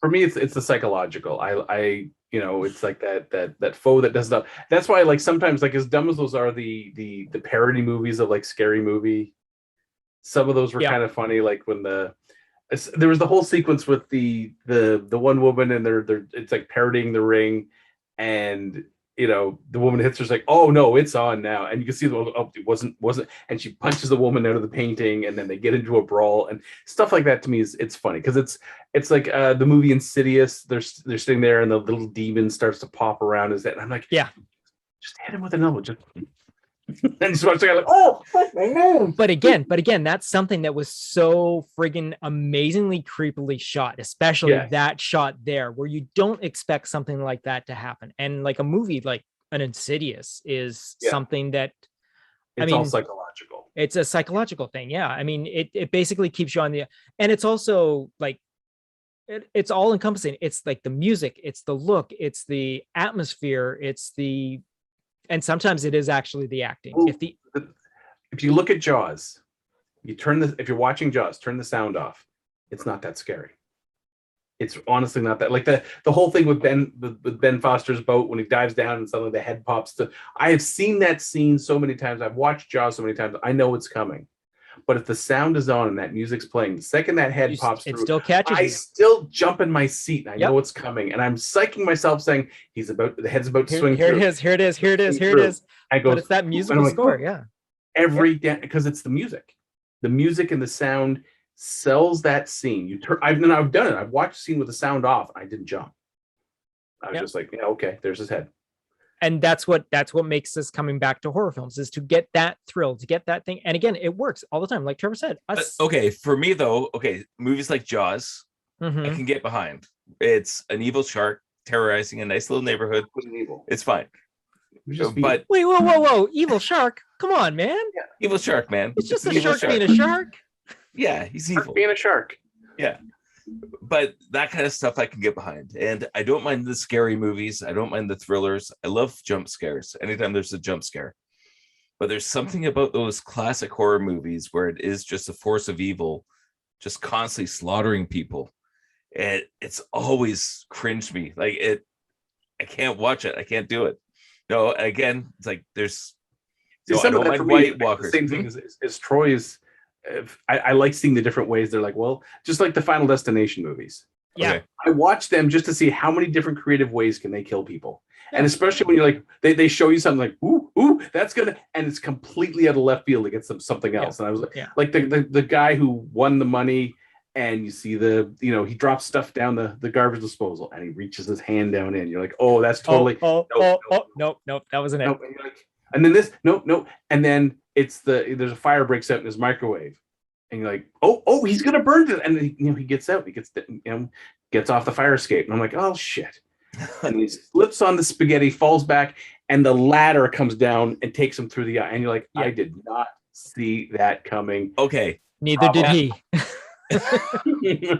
Now I understand where you're going with that, because Garth Ennis is one of the best writers for doing that kind of thing. Like the Preacher series is like, hey, how in what kind of way are you going to kill a guy?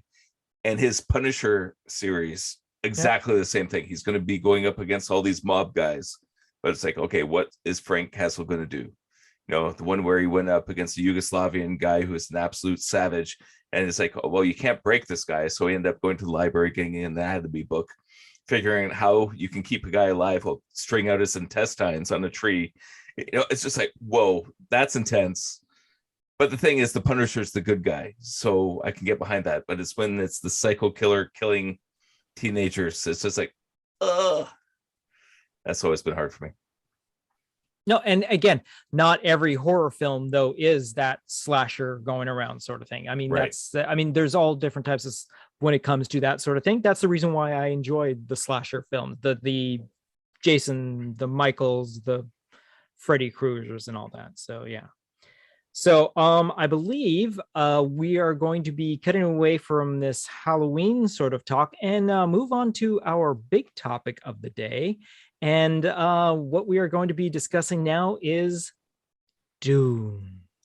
So this past week, Dune was released, and both on theatrically and on HBO Max. And it is part one. As you are clearly told at the very beginning of this movie, Dune, part one. And I will have to admit that I unfortunately didn't get around to actually watching the complete movie. I am well aware of the story. I am well aware of what happens in it, but unfortunately, I cannot really take part in this conversation, only because I didn't see how this was done. My only knowledge of how this was done is from the trailers, and that's obviously not going to help me out here. However, my my compatriots here, Mike and Trevor, were able to take on the viewing of this. What is it? 2 hours and 40. 2.5 hours. 2.5. 2.5 hour epic. 2:38. You would say an epic, right? An epic. I would 100% say epic. All right, so Epic I'm gonna would definitely be in the description. Yes, definitely. So you guys take it away. You guys take up the main part of this. So you guys go ahead with that. all right. So some of us took some notes. Some of us took about 4 pages. The other ones took about 14 pages. So we have a lot to discuss. So I think the most fun way to do this is just give a quick synopsis of the overall impression, and then we'll just start picking through details. So, someone brings something up, and we'll just riff on it from there. Trevor, you go first. You're going to start from the beginning, right? You're going to start so I'm pretty gonna much. Okay, quick you're going to synopsis. start. I mean, all right, cool. Just a anyone who quick hasn't- synopsis, Yeah, and then cool. we'll start picking Cool, apart cool. details. So All right, anyone who excellent. hasn't read the book or seen Lynch's 84 movie, this whole movie starts off basically setting the world or the universe we live in. And so there is we start with seeing the different worlds, House Atreides on Caladan, House Harkonnen on Giddy Prime, and then Arrakis itself, or Dune, where the most valuable substance in the universe, spice melange, is from. Spice melange is what allows people to travel galactic distances. Without it, wasn't a member of the Spice Girls. no, surprisingly. And the Spice Girls were based on that. Yeah, at this point Spice in the movie, Melange created the Spice Girls. yeah, House Atreides has just been ordered by the Emperor, or been asked by the Emperor, to take over planet Arrakis and refine spice, like gather spice and refine it so that everyone has some. Up until this point, their most hated enemies, House Harkonnen, has had the planet for the last 80 years. So now House Atreides is moving from point A to point B. House Harkonnen's supposed to leave, and there's going to be a lot of backstabbing going on. We also find out that the Emperor is doing this to set up House Atreides to fail, because the head of House Atreides, Duke Leto, is very popular, and more popular than the Emperor. So he wants the House Atreides eliminated. So he promises House Harkonnen legions of his finest soldiers to, after the Atreides think they're all set up and ready to go, House Harkonnen's going to do a surprise attack, wipe everybody out. House Atreides will be no more. So we have Duke Leto, played by Oscar Isaac, very well, by the way, is the head of House Atreides. His son Timothy Chalamet is his son Paul. His wife, Lady Jessica, played by Rebecca Ferguson. She is a consort. She's not his wife. That's a big sticking point, is that she's the consort. She's not the wife. She has given him the son. She is a member of the Bene Gesserit, which are kind of like witches. Jedi's. They train their minds and bodies to the point where they have really cool powers. They have something called the Voice that compels instant obedience into whatever they tell you to do. She was told to bear daughters for Leto, but Jessica fell in love with Leto and bore him a son instead. So she's kind of in trouble with that, because the Bene Gesserit have been doing, this is in the year 10,000, and they have for thousands of years been carefully cultivating genetic bloodlines to create a supreme being. Paul was supposed to be a woman.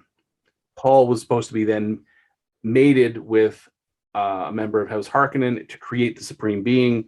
Jessica kind of sidestepped that and made Paul, which in some ways he's a flawed supreme being, which we find out later in the books. In the movie, it really doesn't go into it. Only thing is Paul has a abnormal reaction to spice. He has seemingly, it just makes his mind go crazy and go wandering. He has prophetic dreams of things that'll happen. So anyway, a couple of other things with Paul too is the Yes. fact he's trained as a mentat, which is a biological computer.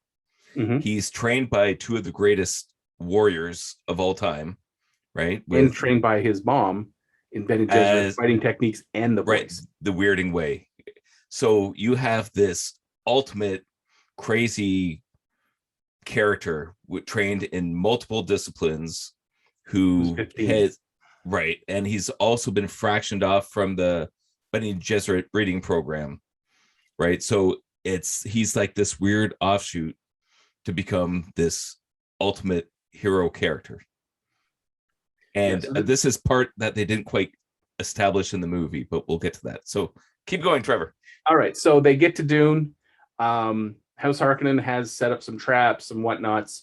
At one point, there in his room comes a little hunter seeker. This is little flying in this movie. It looks like a overly large mosquito. Tracks by movement. At one point, flies almost right up to his eye, but then the door opens. He manages to catch it, and and turns out it was controlled by a Harkonnen agent who had been sealed into a wall for months, waiting for his opportunity to use this hunter seeker. Meanwhile, House Atreides has sent some of their best soldiers, including Duncan, Idaho, ahead to try to make contact with the Fremen, the only indigenous people on the planet who have learned to survive in the desert and thrive in the desert. And so they make contact with Kynes. I can't remember his name. Liet Kynes. I don't know how you say it, but yeah, like I said, I'm going to mispronounce names this episode. I say Liet Kynes. That's what I would say. The Imperial ecologist, as well as the judicator for the transfer of power from Harkonnen to Atreides. In this case, is played by a woman. In the original, was played by a man. In the novels, is a man. Well, I'll go into casting after. Anyways, we see they want to see a spice harvesting in progress. So they go out and see a harvester. Cariel shows up because there's a worm coming in. The Cariel is supposed to pick up the harvester and carry it to safety. Something goes wrong. Leto orders the ornithopters, which were finally, as described in the novels, which kind of look like dragonflies, to land and bring all the people into the ornithopters and fly away. And at one point, the guy says, "But sire, all the spice." And Leto, who is the opposite of the Harkonnens, says, screw the spice. The people are more important, which kind of impresses Kynes, because up to that point, the Harkonnens are like, I don't care how many people die. We just want the spice. So that kind of turns her onto his side in some ways. And she kind of gives hints that she's there under the Emperor's command, and the Emperor's not viewing the Atreides favorably, but she doesn't come out and say it, but she keeps hinting at maybe the cards, the deck stacked against them in this case. And then we have the Harkonnen and Imperial attack. Leto gets captured. Turns out he was betrayed by a member of his own staff, his doctor, who replaces one of his back teeth with a poison tooth. So if he bites down on it as he exhales, his exhale will be poisonous, is what he's told. His last breath will be poisonous. So the Bene Gesserit... I'm just going to say for the record right now, cutting in, Mm-hmm. This quick synopsis is turning into a Kevin Smith synopsis. I know, I'm trying to be quick, but it's a big ass movie. It's like, all right, keep going, Trevor. You're doing a great job. Power through it, Trevor. Power through it. After the attack, or during the attack, the Bene Gesserit have said that they want Paul's mom and Paul not to be killed. So they agree to that. They stick him on an ornithopter. Paul manages to use the voice because the Baron agrees that they won't. His troops will not kill Paul or his mother, but he'll let the desert do it, because he figures if we just drop him off the desert will finish him off, because it would. They manage to use the voice, take over the ship, go through a sandstorm, crash, survive, get to some rocks, meet up with some Fremen.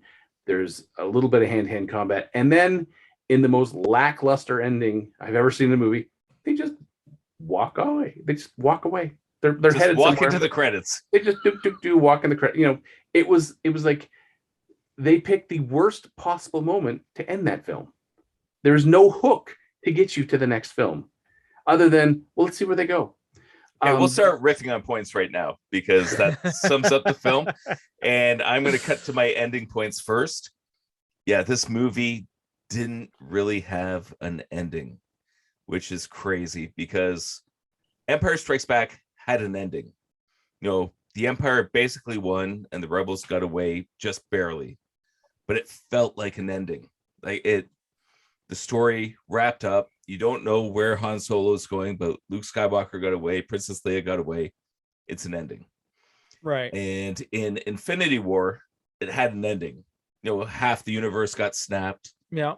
But Thanos was the hero of this movie. The way it was structured, It was his smash and grab movie. He got the gauntlet, got the gems, snapped the universe. Yep. End. It was an ending. But like Trevor said, this one, it's like all this stuff happens and they just walk away and roll credits. They ended on a just like the most lackluster note. Like honestly, I was watching with my wife and I, I was expecting them to cut during the duel. When Jamis maybe knocks him down and has the sandworm tooth, the crysknife at his throat. And you cut to credits right there. Like to end it on some sort of a cliffhanger, sort of a huge cliffhanger. Like, oh, did who won the fight? End it there. End it to something so that you're like chomping at the bit for the next movie. You're like, A, I need to see how that fight resolves. B, I need to see if Paul does become leader of the Fremen. I need to see Paul get revenge for the attack on House Atreides. But they ended on such it's like wah, wah. You're like, I would have even settled for a tear coming off of Paul's eye, drops down, and they go, he gives water to the dead. Yeah, something. That would have been at least something. He didn't even cry. No, that was this is one of my other points is, so in the 84 movie, Kyle MacLachlan played Paul Atreides. And there were several points in the movie where he smiles. He shows emotion. Timothée Chalamet, both characters are playing supposed to be a 15 to 16-year-old. That kid has one expression on his face the whole goddamn movie. It doesn't Actually, matter. he's got two. I'll tell you the second one, but go ahead. All right, but it doesn't even matter if someone's threatening his life or sucking his goddamn dick. Just stone face the whole goddamn time. Your dad's dead. Except when Jason Momoa comes. Duncan Idaho is the only one that breathes life into him. But when he shows up, you see him. It's like, hey, buddy. Yeah, but I'm happy to be in this movie. Well, that's also because it's Jason Momoa. I mean, Jason Momoa gets Jason that Momoa's reaction come from give anyone. You a hug. Of course, you're exactly. going to smile. Okay, so we're going to be skipping through this stuff. Just picture we have the space prescience, and we're seeing through future and past. But it's just so we're going to be jumping around. But show any emotion. You just lost your father and your family. And when Jason Momoa shows up, he is the life of this movie. And I wish some of the other characters brought that in, but every time Duncan Idaho shows up, he's like smiling and he's bursting with energy. And it's like, oh, this is the emotion I've been missing. This is the big personality. Yeah. So now we have like Gurney Halleck, who is the basic, in essence, he's like the drill. Okay, if we're going to speak on Gurney, we got to enable screen share because I'm going to share something. All right. But Gurney Halleck in the first movie was played by Patrick Stewart, who we know was Picard. In this one, it's Josh Brolin, and they even have this whole sequence of smile Gurney and completely stone-faced. I am. In the books, Gurney is a little bit more emotional. He plays an instrument. He sings in several times in the book. This was like the most emotionless Gurney Halleck. Like Patrick Stewart put, like when they fight, there's emotion in Patrick Stewart's voice. He is, he's upset the fact that Paul isn't giving his all. This one, not as much. Let me know if this is going to skip it all. How did your more? Where's the thing with that enables video share? We'll just try this. So the thing with Gurney is the basilisk. Is that what was the name of the thing? Yeah, the basilisk. Yeah. And there's this medieval instrument that as soon as I saw it, it's like, this should be in Dune. I'm always picturing Gurney playing this instrument in the movie. Yeah. And I don't understand how this didn't end up on film. And apparently Josh Brolin said he did play it at some point during the recording, or at least some sort of instrument in the making of the movie. So hopefully there's going to be some sort of outtake or something that will show something like that in it. But again, Gurney's supposed to be the poet. He's like the life of the party, poet. Right? He's, you have Duncan Idaho, who's the hardcore warrior, and Gurney is like, he's a warrior, but he's more of the Renaissance man of the group. Yeah. And they missed that in this movie. And just the exclusion of the instrument that he plays, the balisette. Like, I don't understand why they did that. Yeah, there were so many points of, okay, well, I'll get into the casting in some cases where, I mean, Josh Brolin, I think he played a very good Gurney Halleck, but I think agree. they didn't let that character develop to be that that rounded character of, he's the warrior on one hand, he's the musician poet on the other. Right. They have him say a little bit of poetry, but it didn't. No, it didn't land. They had to lean into what made the character stand out from all the other characters. And with him being like this stoic, stone-faced character who said, like, that scene where he says, "I am smiling." You know, if he leaned over and gave a little wink and a smile, that would be more. That would have been just "I am smiling" and give just a subtle thing of like, yes, he's staying stone-faced just on purpose. Right. Yeah, there's a lot of things. Like, I love the fact that when the Mentats access their power, their eyes roll back and you see the whites of their eyes. So you can see them accessing that computer, that organic computer in their head. Because the whole thing is the Butlerian jihad in the books is where they fought against AI machines and barely won. So at that point, all AI machines are outlawed. That's why they created Mentats. Basically organic machines. Right. So it's human computers, and you're not allowed to disrupt the image of man, or I forget the exact way they describe it. Yeah. Like, you're not allowed to make an artificial image of man. So instead they figure out all these ways to enhance humans to the absolute. Yeah. And so when potential. The sequence when Stephen McKinley Henderson, who is Hewitt, when his eyes just roll back for a split second and come back down and he spits out, it was like, that is a beautiful visual way of letting us know when Mentats are accessing their power. And I had actually gotten to that part of my viewing and all that, and I completely forgot it. Like, what the frack was? And then I realized who he was, and I'm like, oh shit, that's fantastic, actually. Because I think that's the first time they've actually shown anything like that in up until that point. Like the first Dune movie, it was they drink a little thing, recite their little thing. And that was it. Yeah. Okay. No, that was fantastic to see. Now, one thing as far as art direction, because overall, we're going to pull way back, big picture. The art direction, cinematography, everything in this movie was so mind-blowing. Like, my brain exploded. It's a visual feast. This film is gorgeous. Visually, even the music, it is a gorgeous film. Yes. What I feel is the downfall of this film is the pacing is so glacially slow.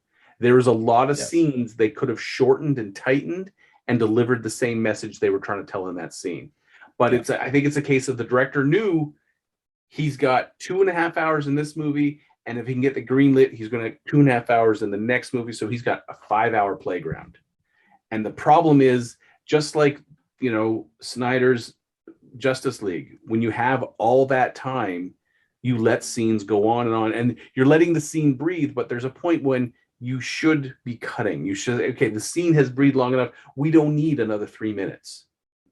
But here's the thing for me with this, because I agree with everything you said, Trevor. It just kind of felt long and drawn out, and there's a monotonous tone through the whole thing, where it's an action sequence and it still kind of feels monotonous. And there's character relationships and it still kind of feels monotonous. I was kind of, when I was watching this off the back of my mind, I was like, they stayed in a long shot way too often because they're trying to show off these beautiful vistas. They're trying to show off this beautiful set design when it was a scene that maybe you should have done at a waist shot. Mm-hmm. Or maybe closer, like a chest up shot. Get us in close because there's an important drag that camera over because something important's happening, and then let it go back and show us more of the pretty scenery. Yeah. But they were so enamored of their pretty scenery, they kept the camera back in an important moment between characters, and you're like, I feel like I'm staying too far back. As the audience, I need to get closer. So I feel it, because the problem was this movie ended. I didn't give a shit about anybody, with the exception of Duncan Idaho. Everyone else, but spoilers, he's going to come back for the next 7 books. Yeah, But I honestly, by the end of this film, I didn't give a shit about anybody because I'd never been pulled in close enough in the emotional sequences to get myself invested. It was always back. I'm always standing back in a long shot going, I don't care. But not only that, like I do agree with the cinematography for some of those shots, but story points was the same thing. There's so many story elements that were removed that appear in the book. Mm-hmm. Like in Caladan, they added all these extra scenes. It's like, oh wow, they're really setting We didn't this need up. them. We didn't need them. They didn't. There's advance things the story. like, okay, I gotta start sifting through my notes, and feel free to riff. So Dr. Wellington Yu. Mm-hmm. I never felt his betrayal. Now, in the book, he gives the Orange Catholic Bible to Paul. They have this intimate moment. It's like, hey, this doctor's really looking out for this kid. And there's something that feels really powerful between their bond. That wasn't in the movie. So But the betrayal felt empty. What was in the 84 edition, Lynch's film, Dean Stockwell, I think, played the doctor better. There was hurt emotion when that betrayal happened, when he was putting the tooth in Duke, and especially when he was meeting with Baron. You could feel that man's anguish. He was anguished over the fact that he had to betray this family, that he had to go against his program. He was beside himself. Chen Chang, good actor, but I don't think he was given that direction of how much. I mean, I was just like, yeah, okay. I honestly don't think they built up the bond.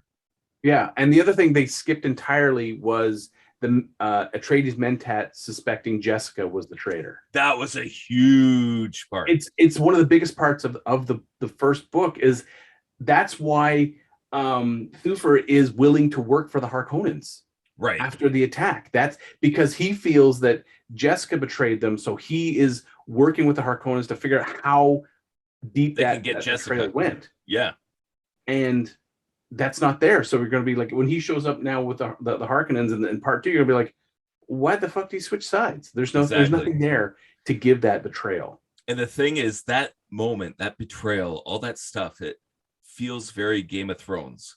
And you just know George R.R. Martin took so much stuff from this book, from Dune. Like the houses, the betrayal, the people battling. The thing is, all your major science fiction after the first book was written in 56, right? They George Lucas referenced Dune a lot. That's why we start on Tatooine, a desert planet, because that was his homage to Dune. We'll get back to the whole betrayal thing, but since you brought that up, how many times in this movie did you look at a certain shot where you see the sunrise and goes, oh my god, it looks like Tatooine. Wait, Tatooine copied it from this. Or you look at the spice harvester. Oh my god, it looks like a Jawa sandcrawler. Oh, wait, they got that from this. Yeah. Now, looking at the two films of Dune, Lynch's Dune from 84 and this Dune, I felt that Lynch's Dune had a more aristocratic style. Mm-hmm. And what set it off for me at the very start was the floating lights that follow people in from room to room. In this movie, it was kind of like a tire set on its like a tire with a glow around the outside and whatever the hover thing is in the middle, and it would follow them.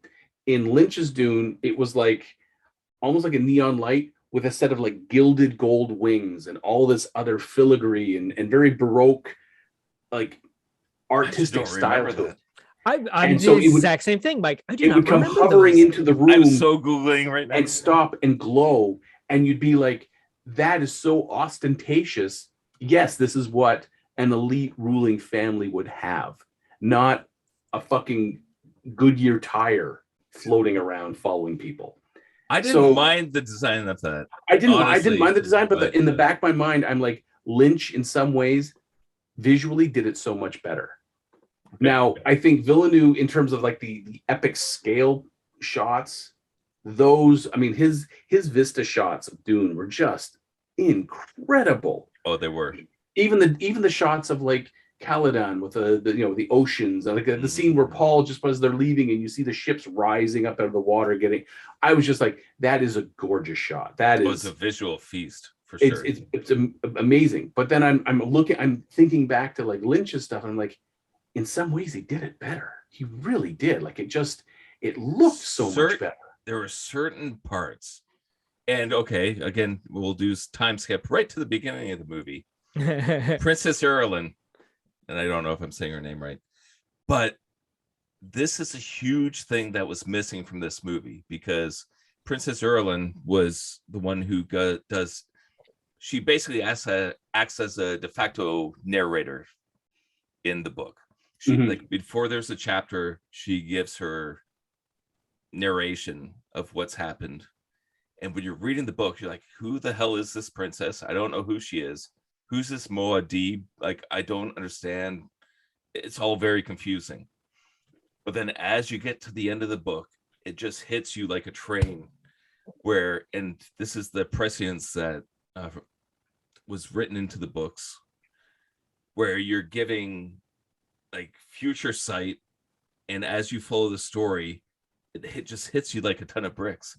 And because that was missing, like, I'm not sure exactly how they're going to land this ending. Now, to be fair, it's 2 parts. So if they begin with Chani and you end with her, maybe that's the open closed loop that ties the first part together. But without the princess giving her narration, how do you get that effect? Fun fact, though, the narration was an added thing for the Lynches. Yeah. So originally, when Lynch did his first cut of the movie, it was over 4 hours. Okay. And they locked him out of the editing room and re-edited it down to like 2:15, I think 2:20. Yep. And so they had to go back and shoot some narration scenes to lay over top to kind of stitch some of this stuff together to make it work. So they added the whole Virginia Madsen as the princess at the start, talking and kind of giving all that filler. But that's straight from the books, though. But Lynch, I guess, did it all visually. He did it as a show, not tell. Okay. They were like, well, shorten it. Yeah, it's David Lynch. It's David Lynch. David Lynch's show. Yeah, more. So they were like, no, we'll tell. And so when he saw that, he had his name removed from the film and Alan Smithy. So in some versions, like the TV versions where they do the extended cut Dune, where it's like 2 hours and 40 minutes, it's directed by Alan Smithy because he wanted his name off it. And I was reading the thing, to this day, if people brought up Dune, he does not want to talk about it because he felt so betrayed, because he was told he would have full editing control. But they were like, we can't throw a 4-hour movie into the theater. It'll never work. Especially at that time. Yeah, especially way back when. It just never worked. So, people could call for the Lynch cut of Dune. I would watch the shit out of that. I don't care if it's 4 hours. This is going to be 5 and change by the time they're done. That is a good point, yeah. And the other thing is they completely eliminated the character of Fayed Rutha, character played by Sting in '84, which is a big deal because he plays a big damn part. He was who Paul, if Paul was a woman, was to marry and create the Kwisatz Haderach. Mm-hmm. Without him being there, it kind of, it all falls on Raban, who the whole plan was Vladimir Harkonnen sent Raban to Dune and to just brutally crush it under his heel. Get everyone just so angry, and then Fayed was to come in like the savior and like kind of alleviate, and everyone would be like, oh, thank God, we love the Harkonnens, we love Fayed, we hate Raban the Beast, but we love Fayed. But without that, it makes no sense. So without Fayed there, you're like, then that makes no sense. And the Bene Gesserit had the plan that these two would marry to make, how do you say that? Kazwat. The Kwisatz Haderach. Kwisatz Haderach. Yes. So to not have, like, there's still an opportunity for him to appear in the next movie. Yes. But he should be in this one because there is the weird dynamic with the Baron and his 2 nephews, right? Yeah, they're nephews. Where it's, he's not quite sure which one's gonna lead, and it should be the one guy, but the other guy is doing a good job. So there's a tension between those 2 characters. And I remember reading the book because I'd already seen the 1984 movie before reading it, and most recently I knew who the casting was for this movie, and I kept getting mixed up between the characters. Like, wait, which nephew is this one? Which nephew is this one? Is this Pause for a Sid second. or is We're right this back. Drax? I don't know what I was saying anymore. You're talking about Dave. Now, what's missing is with the Baron and Dave Bautista, the red hair. Yes. That is a huge point in the novels, the fact that all the Harkonnen ruling family have flaming red hair. And the Baron's is starting to gray a bit, and he even has it colored because the red hair is, but you've got Dave Bautista who's bald and Skarsgård who's bald in this version. And he's like, where's the red hair? And I was saying in the previous podcasts that we've done, like I would be happy even if it was eyebrows, even hair in the ears, like something, armpits, give me something.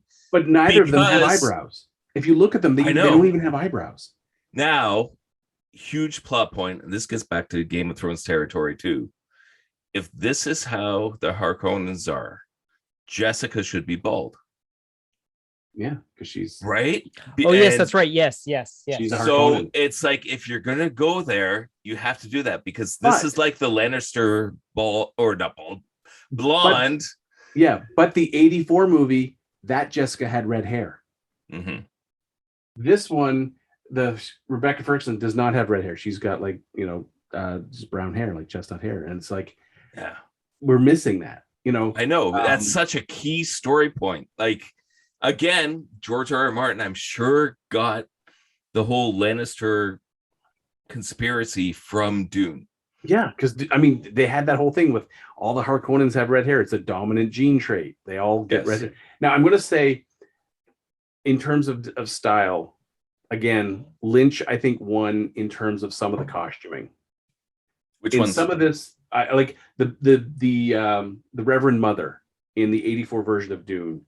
Scared the shit out of me. She's just got like bald head with the headdress. Yeah. I was damn terrified. And the Gom Jabbar was like, it's like slips on a finger, it's a tiny little needle, not like she's holding a knitting needle to someone's neck. It was she had her hand around his neck with the needle touching the jugular. This one, it's like she's holding a. Woo, there it goes. Oh, don't you dare! Holding a pen up yourself. like holding the pen to my neck, and she's like pinky up, and I'm just like and I know you don't mind that personally. The Reverend Mother was one of my more favorite parts of this movie, and I didn't Gom Jabbar, is that how you say it? But the basketball player, right? Yeah, Shaquille O'Neal, Gom Jabbar. What? Sorry. What happened? And it's the last midnight, time, people. And the last time, Mike, when you said monogamous, right? Like 2 times in a row, in the back of my head, I'm going do do do do do. So I just wanted to get that out there because yes, it is. I do like the fact that in this movie they get rid of the whole sound attack weirding way thing. Oh, thank God for that. Okay, do we have screen share? Okay, we have to get into this because this is one thing that drove me crazy with the way the weirding way was done in this movie, because in the books it's written as such an epic sort of fight style, right? It's like the characters disappear and they just like it's not your normal just hand-to-hand combat. Like if I look at Duncan Idaho fight, the way Duncan they pull it off in the movie, it worked. In the books, he's like a sword master of Gillens, I think is what it is. So he's like the top-rated sword school. He is like their best students before the school was wiped out. So he's like the elite swordsman of any house, and he just happens to be House Atreides' elite swordsman. But the Bene Gesserit weirding way, it combined their physical abilities that they've trained and their mental abilities to a style that your average person cannot. You don't even stand a chance. So like when she fought the Fremen the first time, they had no clue what they were up against. Right. And we didn't see it. And okay, let me know if this video actually works, because I've been watching so much anime. This is a sequence from Boruto, and this is Sasuke. But this is the way I'm picturing the weirding way. So you have these characters that are doing just ridiculous moves, but it's these things where it's this lightning flash kind of transfer. So in this sequence coming up, Sasuke is about to get hit by an axe. and then he substitutes himself with the statue behind him. And that's the kind of mystical element I'm thinking is missing in this movie as far as the weirding way. It's this, they're standing there and then they're gone.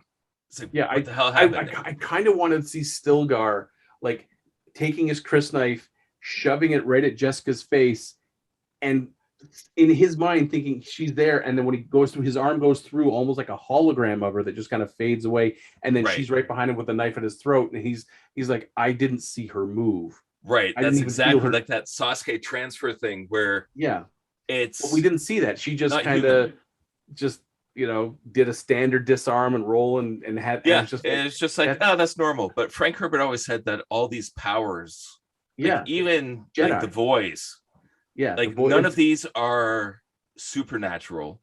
This is just the command humans have over their own body. So he always said the voice, that's like a politician speaking, and everybody just wants to listen. Now they did do a nice thing where she told him after that he was using the wrong pitch. That's just why his voice. So it's something that they've exhaustively, like, they've got such control of the vocal cords that they have the full octal range of a human voice, and they know how to make people submit. That's one thing with the Reverend Mother. That was one of my favorite examples of Bene Gesserit power in this movie, is where she calls Paul over.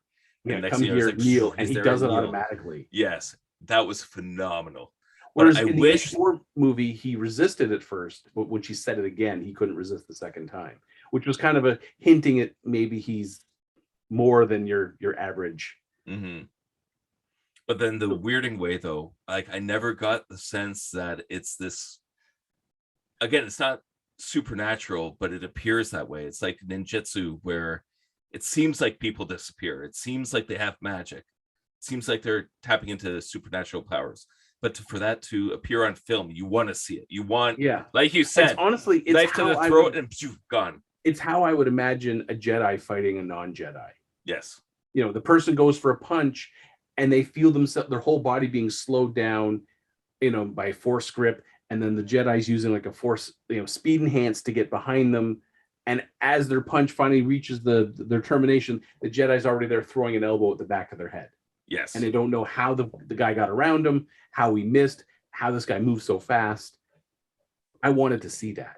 And exactly, because that's a huge story point, why she's accepted into the Freemen. Why she's accepted like that instantly. Yes.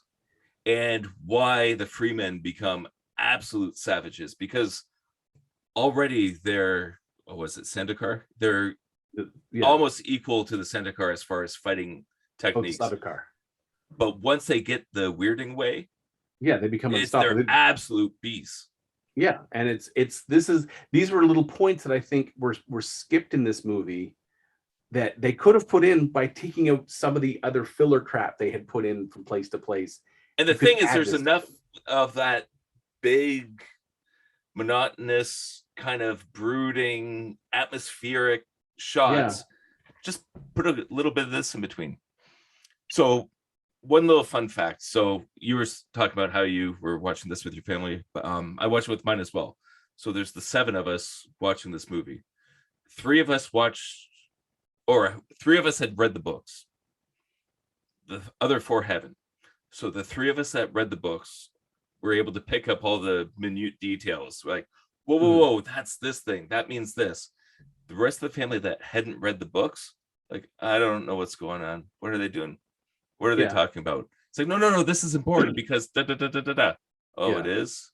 Oh, what's going on? It looks cool, but I don't know what's going on. That's not a good thing, though. Yeah, I mean, I could see this movie winning Academy Awards for cinematography. Oh, absolutely. This movie looks gorgeous, but for someone who hasn't read the books, or especially hasn't watched Lynch's version, you're going to get lost. You're gonna be like, who's that guy? What's he? Why is he doing that? And you're gonna miss all the. And you're like, I don't understand what they're doing there. Like there's no. And they don't. Again, they're trying to show, not tell, but you do need some telling in there sometimes, because it's too dense of a material to just say, we're going to show you some pretty visuals and you'll figure it out as you go. Yeah. So Here's this one guy, thing- so what we're saying is this is like this guy's just made a 2.5 hour niche movie. It's like going to appeal to only the fans of the source material, and Pretty that's much. unfortunately. If you haven't Yeah. read the book, or even if you haven't watched Lynch's movie, which explained more and showed less, you're going to get lost, and you're not going to understand where you're supposed to be. I will say this is a great science fiction movie. Like, this is one of the best science fiction movies I've seen in a long time. But it could have been the greatest science fiction movie of all time if they just paid attention to a little more details. Like, if they were able to give more information, tweak the characters a little bit. Like, there's based on the cinematography, based on the source material, based on the casting, this easily could have been one of the best movies ever created of all time. I agree with you 100%. But it just Wow, that's quite a big statement, guys. it is. So, like, even with the flaws, I'll keep watching it. Again, it's a visual feast, right? And it's great. Like, it's a great movie, but it should have been the best movie. It could have been the best movie. One thing with pacing is there's a moment in the book where the Atreides land on Arrakis and they have a dinner party. And it's this slow moment with all the characters just kind of settling into their new role. And there's character moments, and it's this calm before the storm. That didn't happen in this movie. That's where God, I keep screwing up his name. Thufir what? Yeah, he brought up his concerns about Jessica to the Duke, who said it's okay. Yes. That's where that whole sequence took place, where the Mentat started to suspect Jessica, saying this is a Bene Gesserit plot, or she's working with the Harkonnens. Something's going on, and Duke Leto was like, no, it's okay. And that sets up that whole suspicion. Yeah. And it's the it's the, what do we call her, the housemaid or whatever, the Shadow Mapes, the Shadow Mapes, who is the one that mentions that there's a spy and starts the conspiracy, and the whole thing builds from there. So again, it's that George R.R. Martin Game of Thrones, that whole element was missing, and it's all that political intrigue, and then the calm of the storm with the dinner party and all the suspicions starting to happen. And then there's the Harkonnen invasion, and everything gets blown apart. But because we don't have that lull, because we don't have that moment of suspicion, it just, again, is that monotonous tone. It just kind of goes mellow. Yeah. And it gets a little numbing in a way, because it does.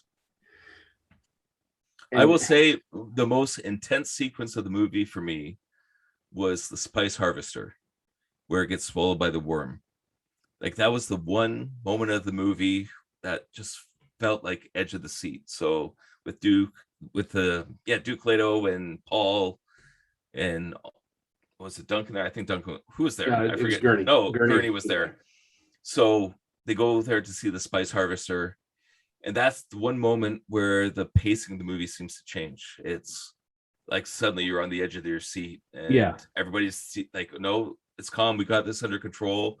And then the lifters claws don't work, and like, that was one part of the movie where it's like, oh, I know, my heart got racing. It's like, this is intense, this is awesome. Because you got the thing is, you got the whole threat of the sandworm approaching. That's not changing. It's still coming. Yeah. And even the music changed a little bit.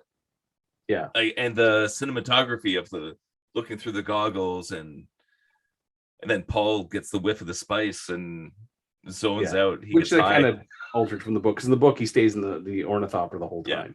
Now, one of the things I did like, they addressed the fact that they use the Fremen use thumpers, a rhythmic sound to attract the worm.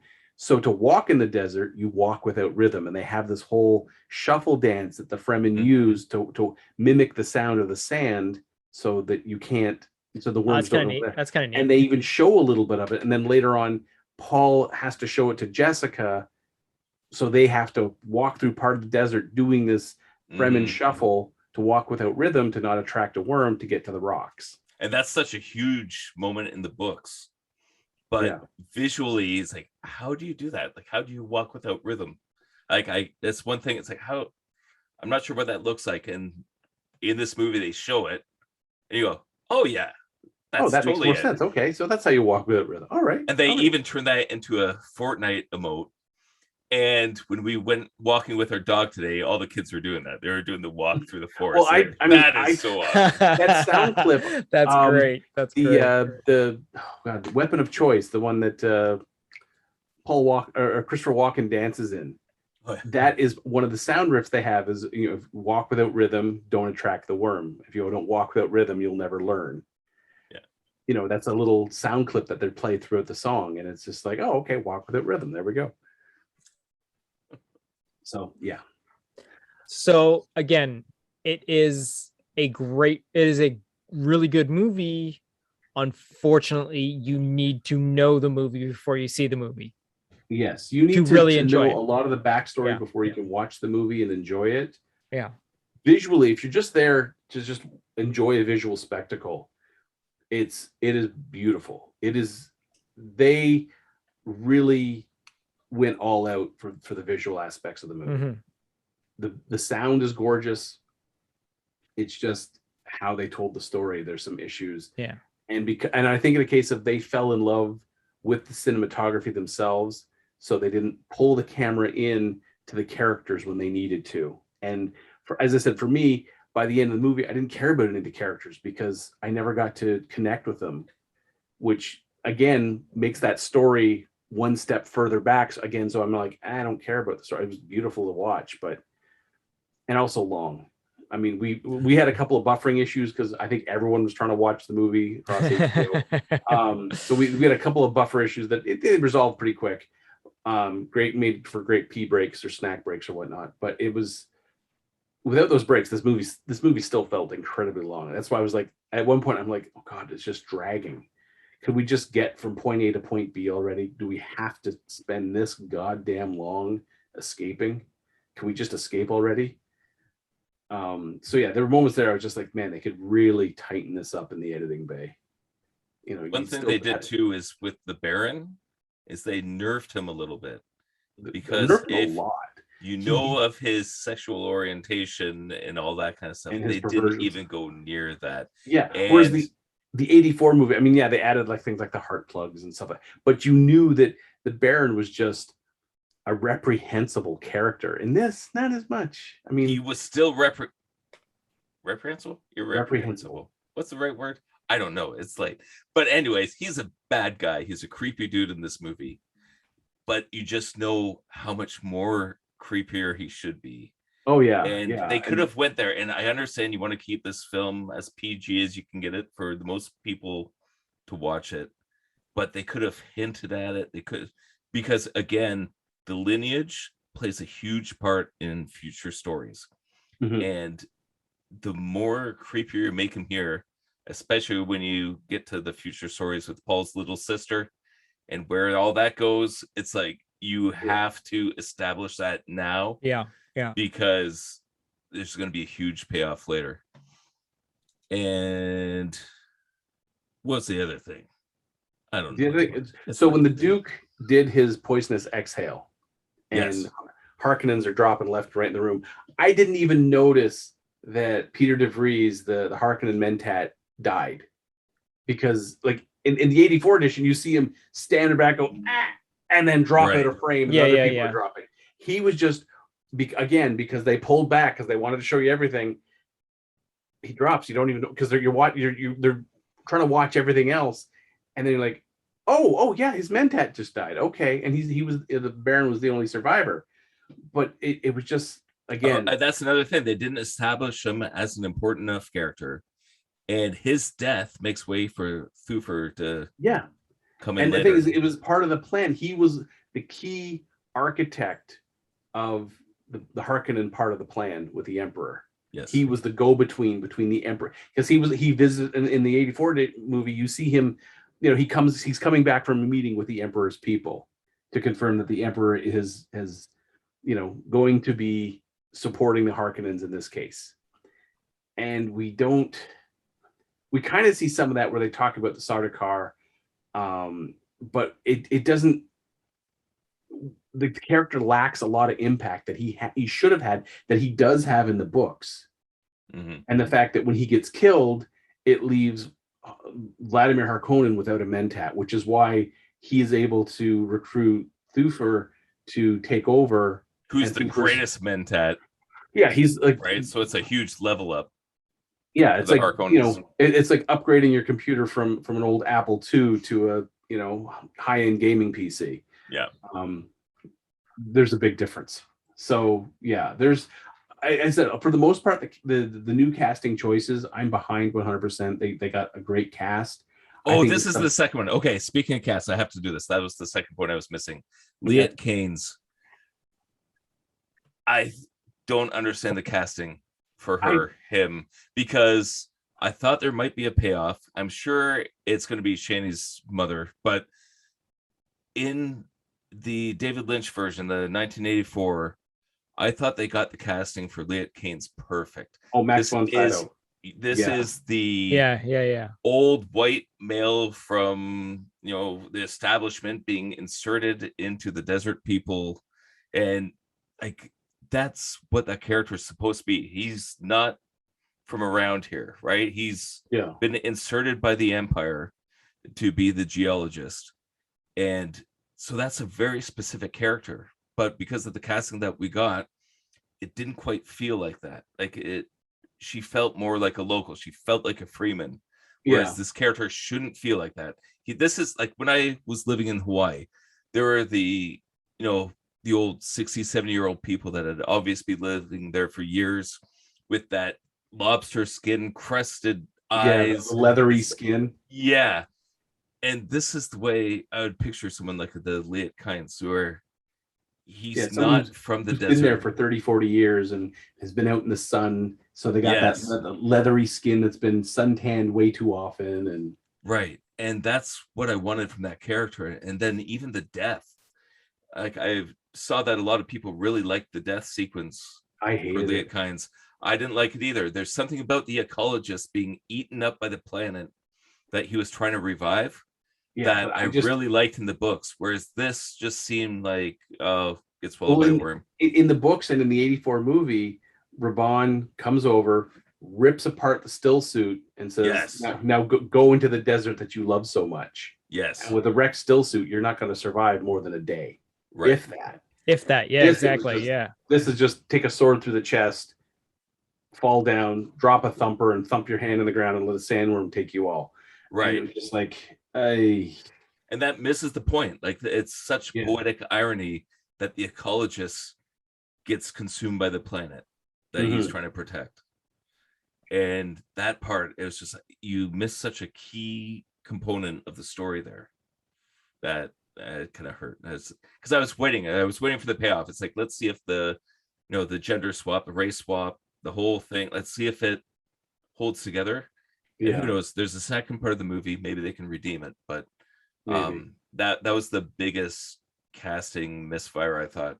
Now I think in one this of the movie. best casting pluses they did, Javier Bardem as Stilgar. Oh, that's a great one. Yes. Oh my God, that when he first shows up and he marches in, he spits on the table. And this, I mean, with his accent as well, this is someone this is someone from a new planet, someone you've never met before. Someone Yes. who has an accent, you have no idea where it comes from, and then when you see him later in the desert and you're just like this, I mean, your attention is drawn to him. Yes. Yeah, like the moment he walked in, and he made so many acting choices that I wasn't expecting. Right? He came in, it's like, oh, this is weird. It kind of feels alien. Like when he walks into the room and does the spitting, he's got this weird expression on his face, like, I don't know how to read that. And all his mannerisms they felt alien. So that was the biggest pleasant surprise as far as casting, acting, something I wasn't expecting. So like I think he stole the show, and again I think Duncan Idaho stole the show. Yeah. Like those were the two characters where every time they were on scene I was like, oh wow, okay, this is something special. This is epic. Yeah. So and the thing is unfortunately, still as of today, they have not greenlit part 2. They So keep talking about it, but I guess they it's not keep official. everyone's like, oh, is it going to be happening or not? It should be happening. It's, the thing is, the head of WB said, well, the way it's ended, what do you think? And it's like, yeah, but you still have to say yes. You have to say yes, it's Right. greenlit, because they still have to now go and film it. So we're not going to see this movie for another 2-3 years if part 2 is unless they filmed it secretly back to back and they're just like waiting for the final confirmation, like, all right, effects companies go, we'll get this out in a year, sort of thing. So yeah, I like, as I said, I love the visuals of this movie. I love the music in this movie. I just didn't like the way they handled the story in this movie. I think they ended it on the wrong note, the wrong foot. And there were so many little things that they skipped over that they should have put in, but instead decided to pad scenes that were useless and did not advance the story in any way. Instead, they could have taken those out and added those little story elements in that were sprinkled out throughout the movie, ended on a stronger note to make me want to see part 2. And this would have been a much better movie. This would have been a movie. And inserting those extra character moments and story moments, I think that would have helped the pacing, because the moments that seem kind of monotonous, those injections of information and little story bits that were missing, that would have just brought life to so if there had many been sequences. A short scene of Shadow Mapes meeting up with Fufer and saying, I think there's a spy on your staff. Yes. 3 seconds, 4 seconds, and Fufer saying, I'll look into it. And they part ways, and you go to somewhere else. Just a short little scene like that. And then, having the dinner scene. Things like that would have made this movie the pacing move a little quicker, but also set us up for some of the stuff that happens. They're a Racking Conservatory, where it's like they have a secret room that has things growing and moisture where the Atreides or Jessica finds this extra room. It's like, whoa, what the hell is this? Right? There's things like that. They don't mention Chom or the Spacing Guild. That's deep history. In Star Wars, they mentioned the Clone Wars. You don't have to get into it. You just start dropping these names. It's like, whoa, there's this rich history of things going on. Well, as I said, I'm comparing it again to Lynch's film. They got a lot of that supposition with Paul reading basically the narrating book that talks about the Spacefaring Guild, the Navigators, and stuff like.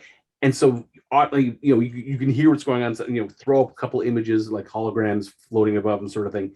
That's fine. Like he does it with the little Muad'Dib mouse and stuff like that. And then when he hides behind when the Hunter Seeker comes in, you could have done the same thing and explained some of these organizations that are going to be aligned against House Atreides. Mm-hmm. So we see how big that betrayal actually is. It's not just the Emperor and House Harkonnen doing it. There's quite a few entities against House Atreides to pull off this coup.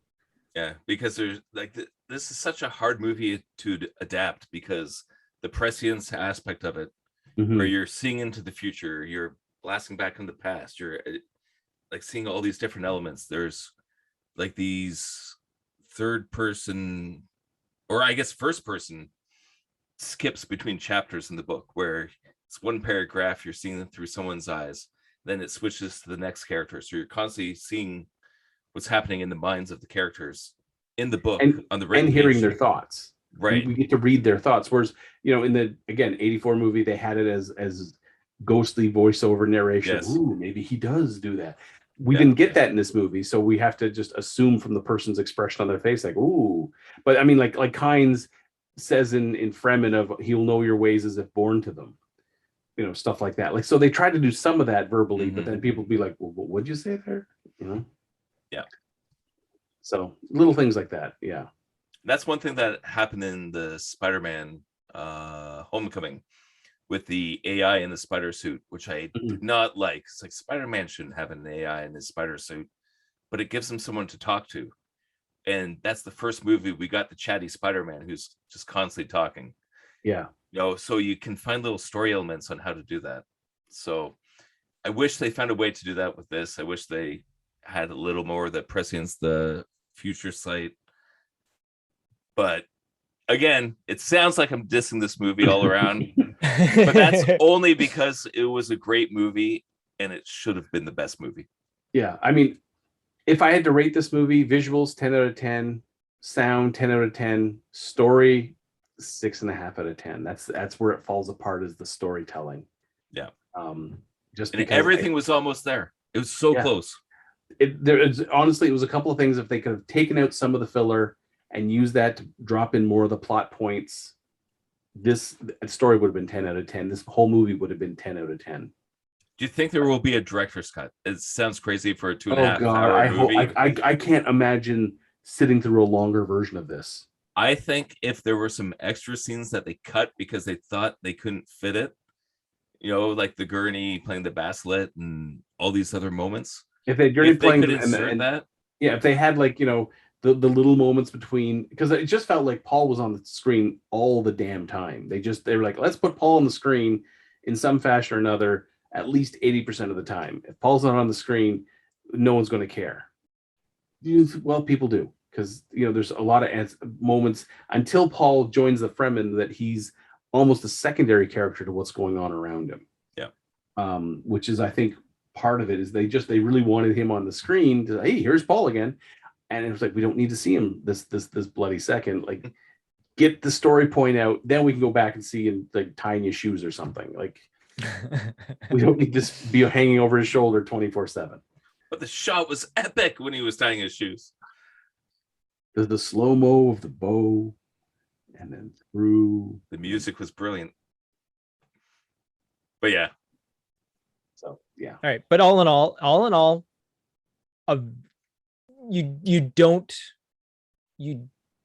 you're not disappointed that you spent the time watching the movie. I'm not disappointed in watching the movie. I'm disappointed in how they handled the translation from book to screen. Yeah. So I will watch it again and again and again. I mean, I will watch this movie for the visuals. Because there's some visuals I want to go back and revisit again, because such grand scale.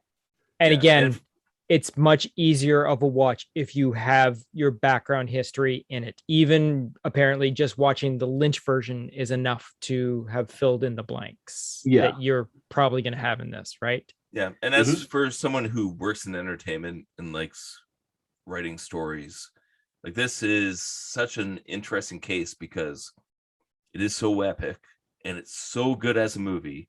It's based on such a good book.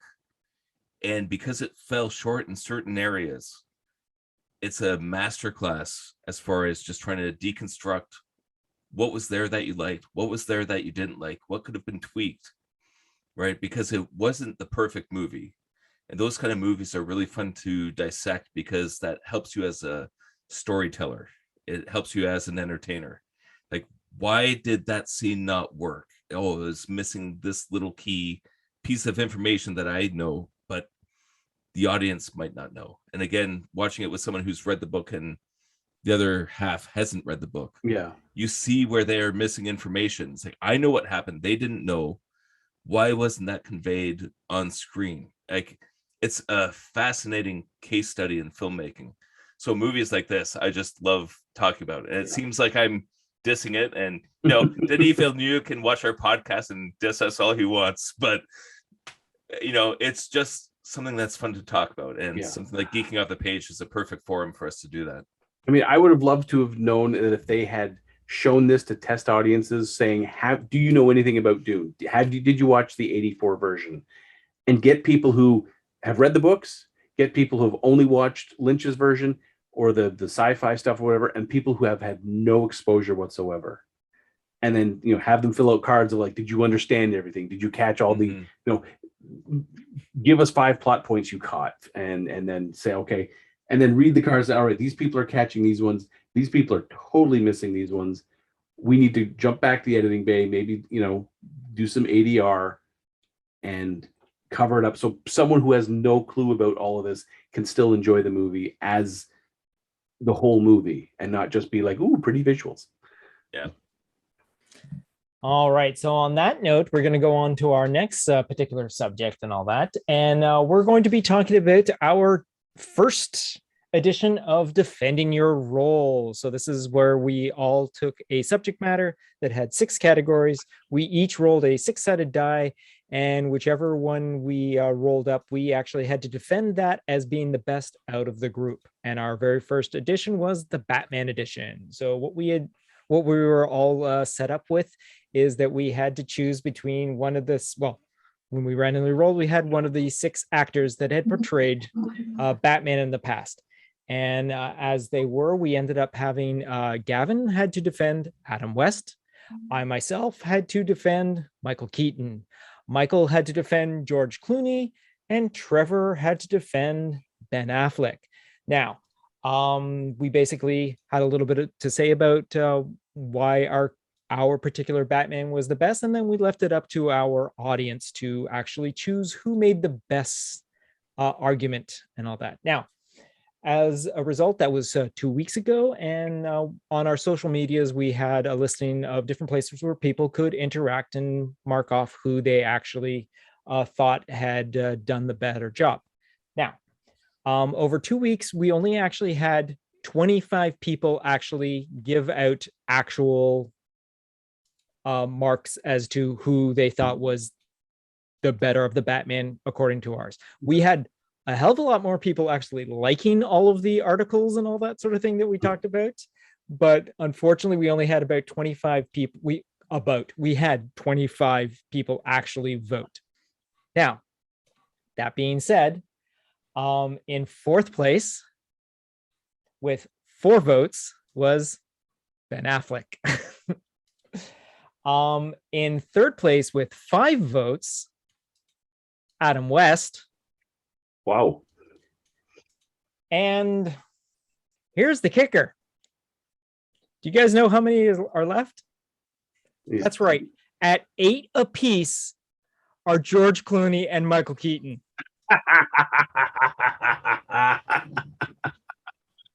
Oh, bat nipples for the win. So I didn't think about a tie, what to do in a tie, but you know what? According to this, yep, exactly. I would look at this bat nipples win because Keaton was Batman twice, now 3 times, and George Clooney's was only been only Batman once. Yep. And he got just as many votes. Yeah. So I'd just like to say is that this is why democracy doesn't work. And also, I maybe should have been a defense attorney. I'd make way more money than an animation if I could pull that off. Okay, I think even though they might have been spite that, you know what, George Clooney, yeah, click, screw you guys, George Clooney. I will say that I did source my family a little bit for votes, and I'm amazed at how many family members do not have Twitter. I thought I easily could have got like 50 votes. It's like, seriously, nobody has Twitter? You guys, come on. I think Mayor voted for Clooney. So. All right, what a good girl. She just to spite me not to have the vote. Yeah.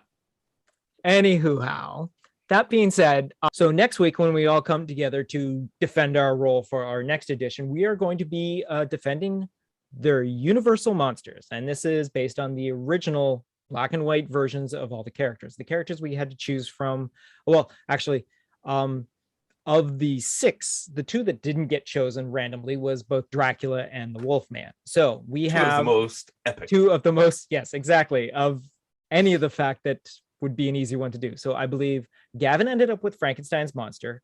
Trevor ended up with the Mummy. Mike ended up with the Invisible Man. Yes, there for the visually. And then I myself got Gillman, or the creature from the Black Lagoon. So when we come back next week, we are going to be defending our role as our particular Universal monster being the best out of that collection. So that being said, we are going to move on to our final article of the podcast, and that is going to be our reoccurring segment called Adam Asks. Excuse me, I'd just like to ask a question. What the hell is going on here? What did you expect? Why so serious? You talking to me? You talking to me? Too little short for a stormtrooper. What's in the box? You ever dance with the devil in the pale moonlight? Who is your daddy and what does he do? What do you doing? I'm asking you a question. And this time, Adam asks, well, he actually states, Denis Villeneuve's Dune, Frank Herbert's Dune, David Lynch's Dune, aka Old Spice.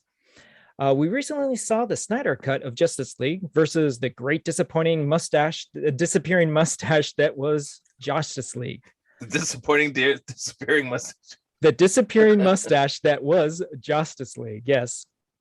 What are your best/favorite examples of different interpretations of the same story?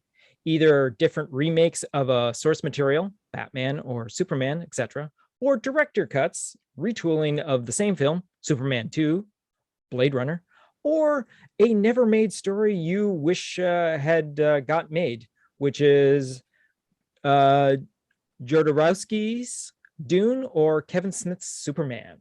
So when it comes to that sort of thing, what are you guys going for? I came up with a couple of remakes that I myself am a huge fan of. I can see 20. you counting yours. I can see you. I have 20. I only did a couple, like off the top of my head. Now, for These were off examples, the top of my head. yeah, for example, You got a big head, Trevor. I know. Yeah, you got Look at the size of this forehead. It's like a 5 head. I mean, my whole. Okay, so Mike, do you have an example of what you want to talk about? Do you like a director's cut or compared to the theatrical cut, or a remake, or a reboot, or something like that? How about we do one at a time, and then we'll just do a round circle until. So you start off, Mike. Seeing Trevor has this list of 20. Okay, so one at a time. So Yes. I'm going to start with remakes. Okay. And the one that came to mind is Star Wars: The Mandalorian. And that might not quite fit into the category, but the reason that hit for me is because it remade Luke Skywalker. And there's been so much what I would consider trash Star Wars since the original trilogy that The Mandalorian got back to the roots of everything that I felt was the essence of what Star Wars is.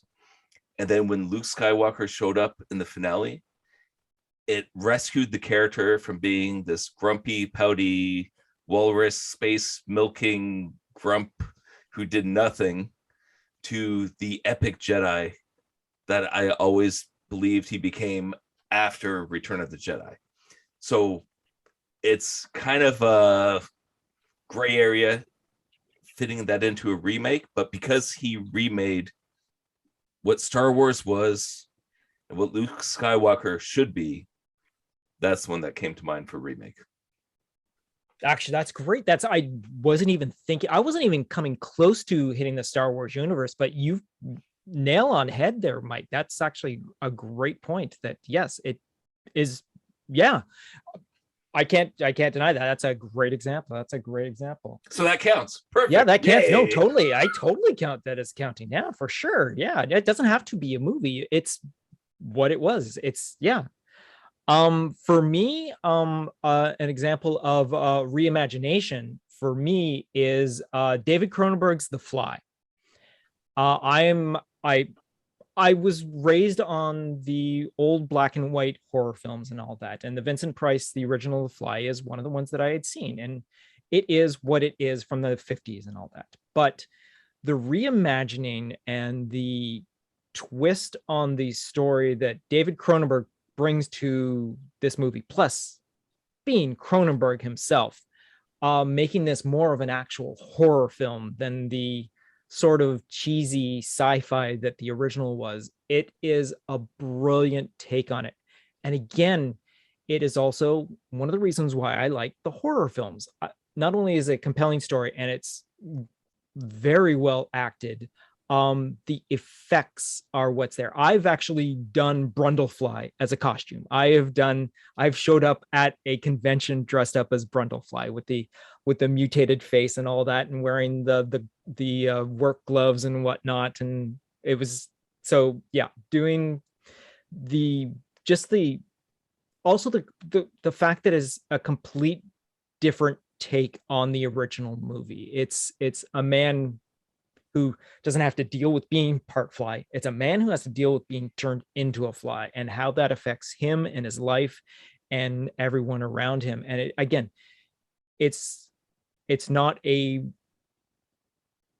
a rehash of it. It's a retake of it. And it's just, I believe, a fantastic movie. And it is separate enough from the original that it's its own thing that just borrows an idea from this one. And that's what I'm going to put down for one of my examples. Good. See, I kind of made, initially it was the 3 categories: the remakes, the never made, the edits. I kind of split my remakes into both good and bad. So bad remakes and good remakes. So I'm going to start first with a good remake, Ocean's 11. For me, the modern Ocean's 11 is by far a better film than the original Ocean's 11 with the Rat Pack. It's a more coherent film. Mm-hmm. And it's one of my favorite genres of the heist movie.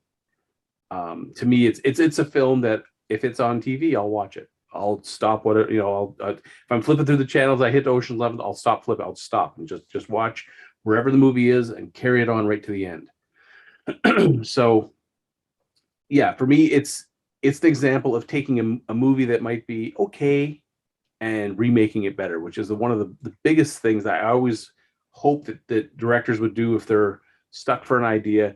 Take an old bad film or an old average film and make it better. Put whatever twist you on it to bring it to the modern age, or even set it in the same timeline. Just make it better, and they do. So that's my good remake. One of. Talk about some of the other. Just to do a quick run through of some of the bad ones. Some of the bad remakes. Things like even mention a couple good ones since you got. All right. So, another good remake for me. I like the most recent version of Magnificent Seven. I like Denzel Washington. I like Chris Pratt. I think it was a very enjoyable movie. I love the original Magnificent Seven with Yul Brynner. I love the Seven Samurai, but I think this one it holds true to the essence of the story, right back from the Kurosawa's Seven Samurai. It's a fun film to watch. Some of the bad remakes are things like Psycho. The modern Psycho, Gus Van Sant Psycho, horrible. Godzilla, the one with Matthew Broderick. Oh my God, that's not Godzilla. Pet iguana. It's just a giant iguana. The Total Recall with Colin Farrell, complete stinker. I didn't even see that. Bewitched, that was just a travesty. He took a great TV show and made a horrible movie out of it. The most recent remake of Point Break. What was the point? Why are you taking a great film and remaking it? Stop. The Longest Yard. Adam Sandler is not an athlete. He just doesn't come across as an athlete. But they both have Burt Reynolds in it. Yeah, but that's about it. The remake of Red Dawn. First movie was great. What was the point of remaking it? Yeah, and that's why the remake category I actually had trouble with, because most remakes are not. No, I'd rather have the original. So and I got three more. more. Ben-Hur. What a travesty. Never saw the. Horrid beyond horrid. RoboCop. No need for that either. That was just like, they said everything they needed to say in the first one. Why bother remaking it? And then taking an old black and white film and making a modern version of it. The Day the Earth Stood Still. The original movie far head and shoulders above the one with Keanu Reeves. It's coherent. It makes sense. It's a complete film. It's not whatever the hell that was.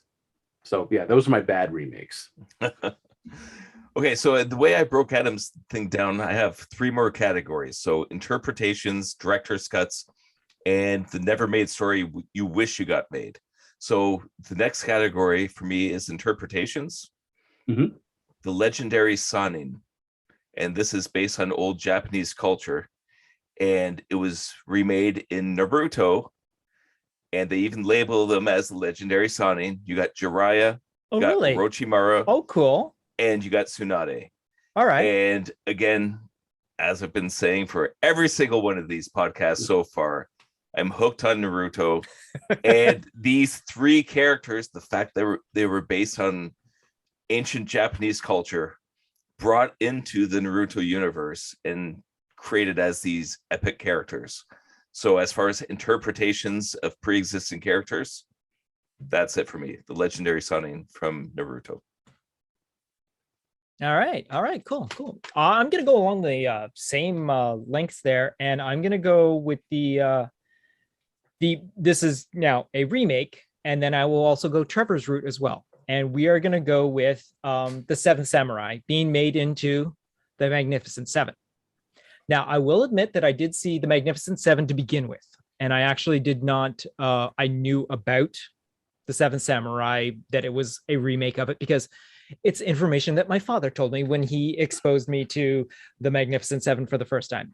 And the idea that it was a movie that my father introduced me to and he was a fan of it and whatnot was a reason why I took to it so much. I'm a big Western fan as well. I mean, I like genre altogether, but when you have such great character actors in your main cast, there's no denying that you're going to enjoy the movie to begin with. Now, subsequently, the remake of the Magnificent Seven, which is a remake of the Seven Samurai, is Battle Beyond the Stars. This is Roger Corman's sci-fi version of the Magnificent Seven, set in a Star Wars sort of genre sort of thing, and it is exactly as you think it would be, being a Roger Corman. Now, this movie I saw in the theaters with my family. We all went to see it. It was at a time when sci-fi, and we would go to the movies practically every weekend to see a movie. And we went to see Battle Beyond the Stars. Now, I will admit, I was a little kid when this movie came out, obviously, but it was entertaining because it was a sci-fi thing. We were hanging out with the family. And you know what? Sybil Danning as the Space Valkyrie, definitely something that you want to see in a... Jump-started you through puberty? Exactly, yeah. But again, not knowing at the time who Roger Corman was, I would later come to know who Roger Corman is and what to expect from his movies.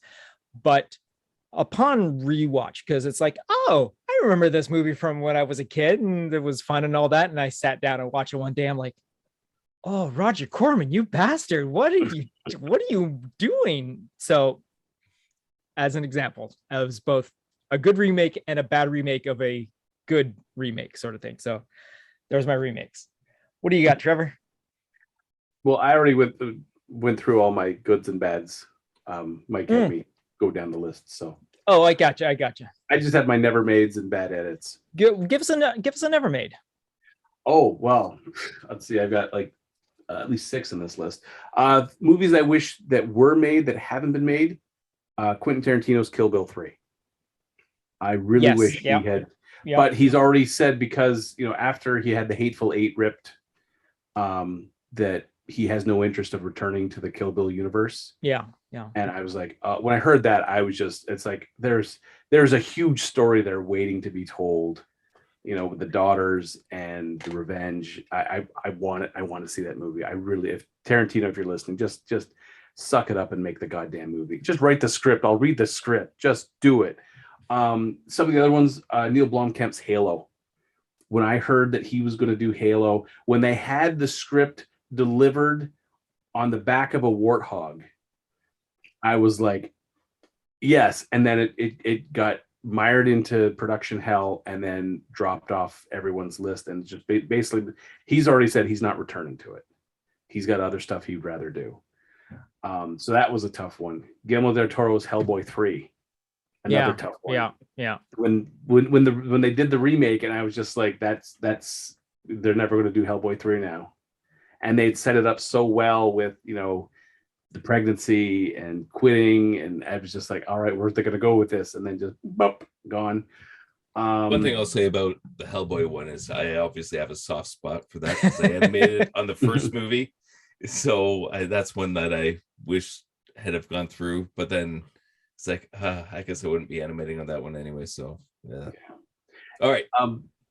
Carrying on. I kind of wanted to see Tim Burton's Superman Lives. Really? Well, I think is I look. Well, I guess I got to come up with something else on my list. Hold on, it's just because I know what you're going to say, Trevor. He revitalized Batman. I know. He had such a different take on Batman. I kind of wanted to see, and I've seen the featurette of like, Behind Superman Lives, and they show the suit and they show, he's checking out the suit. Cage is moving around. They're saying it moves. Like, I kind of wanted to see where he would go with it. Yeah. What is he going to do with this? Almost like, watching a train wreck. Yeah. Sorry, I got to cut in here too, because I saw the behind the scenes thing. And I was like, no. But then I did the same thing where they said, yeah, Mr. Mom's going to be Batman. It's like, but that was a kind of cool movie.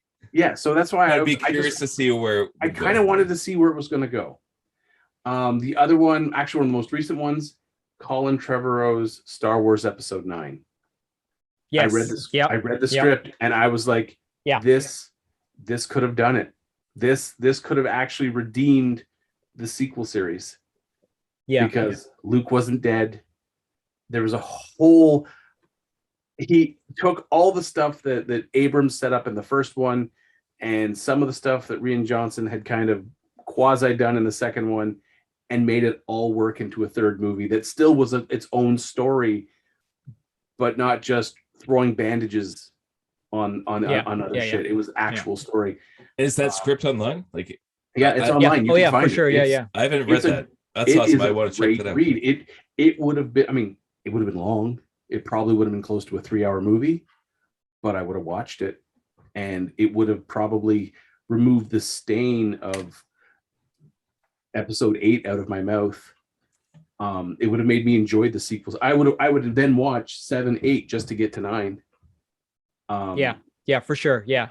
If do yourself a favor, Mike, look it up. And it is actually a really good read. And the last film I have in my list of never made, but I wish they would, King Conan. King Conan. Yes, of course. Yeah. Schwarzenegger That's a good was one. all set, but then he became the governor of California. Yeah. And their license was expiring, so they made the Jason Momoa Conan. Right. To see if they could try to restart the series and get some interest. King Conan had such a great premise. Yeah.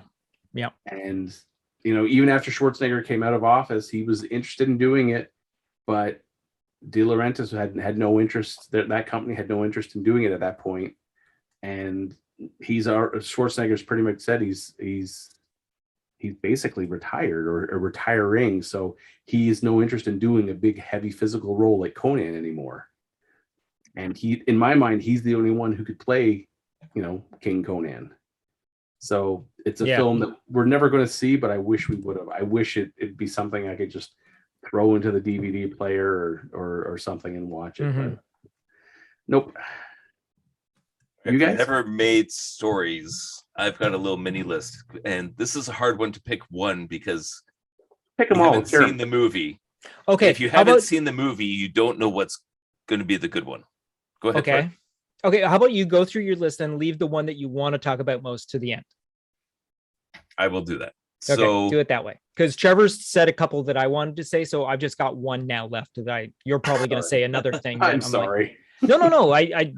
Hey, I'll say you don't now, need to keep saying the same thing over and over. Every movie on my list is one out of. I didn't look anything up. It's just stuff that's always been in my head. Yeah. Oh yeah. Okay. Oh, I'd hope Revenge of that's the how we're doing Jedi. it. David Cronenberg, David Lynch. I would like to have seen the Revenge of the Jedi. Was that yours, Troy? Mm-mm. Oh, okay, good. No. So because of the original Star Wars trilogy, that's the one that's my least favorite. I'd be very curious to see what these guys could have done with it. Now, it could have been completely bonkers and terrible. I don't know. But I would have liked to see what that version of the story would be. Spider-Man by James Cameron. That's one coming right off of Terminator 2, around Titanic times. And this is a guy who keeps making blockbusters. He's really good at creating that vibe of, the young characters and that, like Terminator 2, with just the way the story plays out. I could picture something like that with Spider-Man. Now, one part of the story that I don't like is how Electro is never actually Electro. He's like just this rich dude that shoots lightning. It's like I could have fallen into those old superhero tropes where they're not quite willing to commit to the characters. But again, because it's James Cameron and his movies do have cool characters, whether it's the Abyss or the T-1000 and just lightning effects, it could have been a really cool movie at the time. Batman Year One by Darren Aronofsky.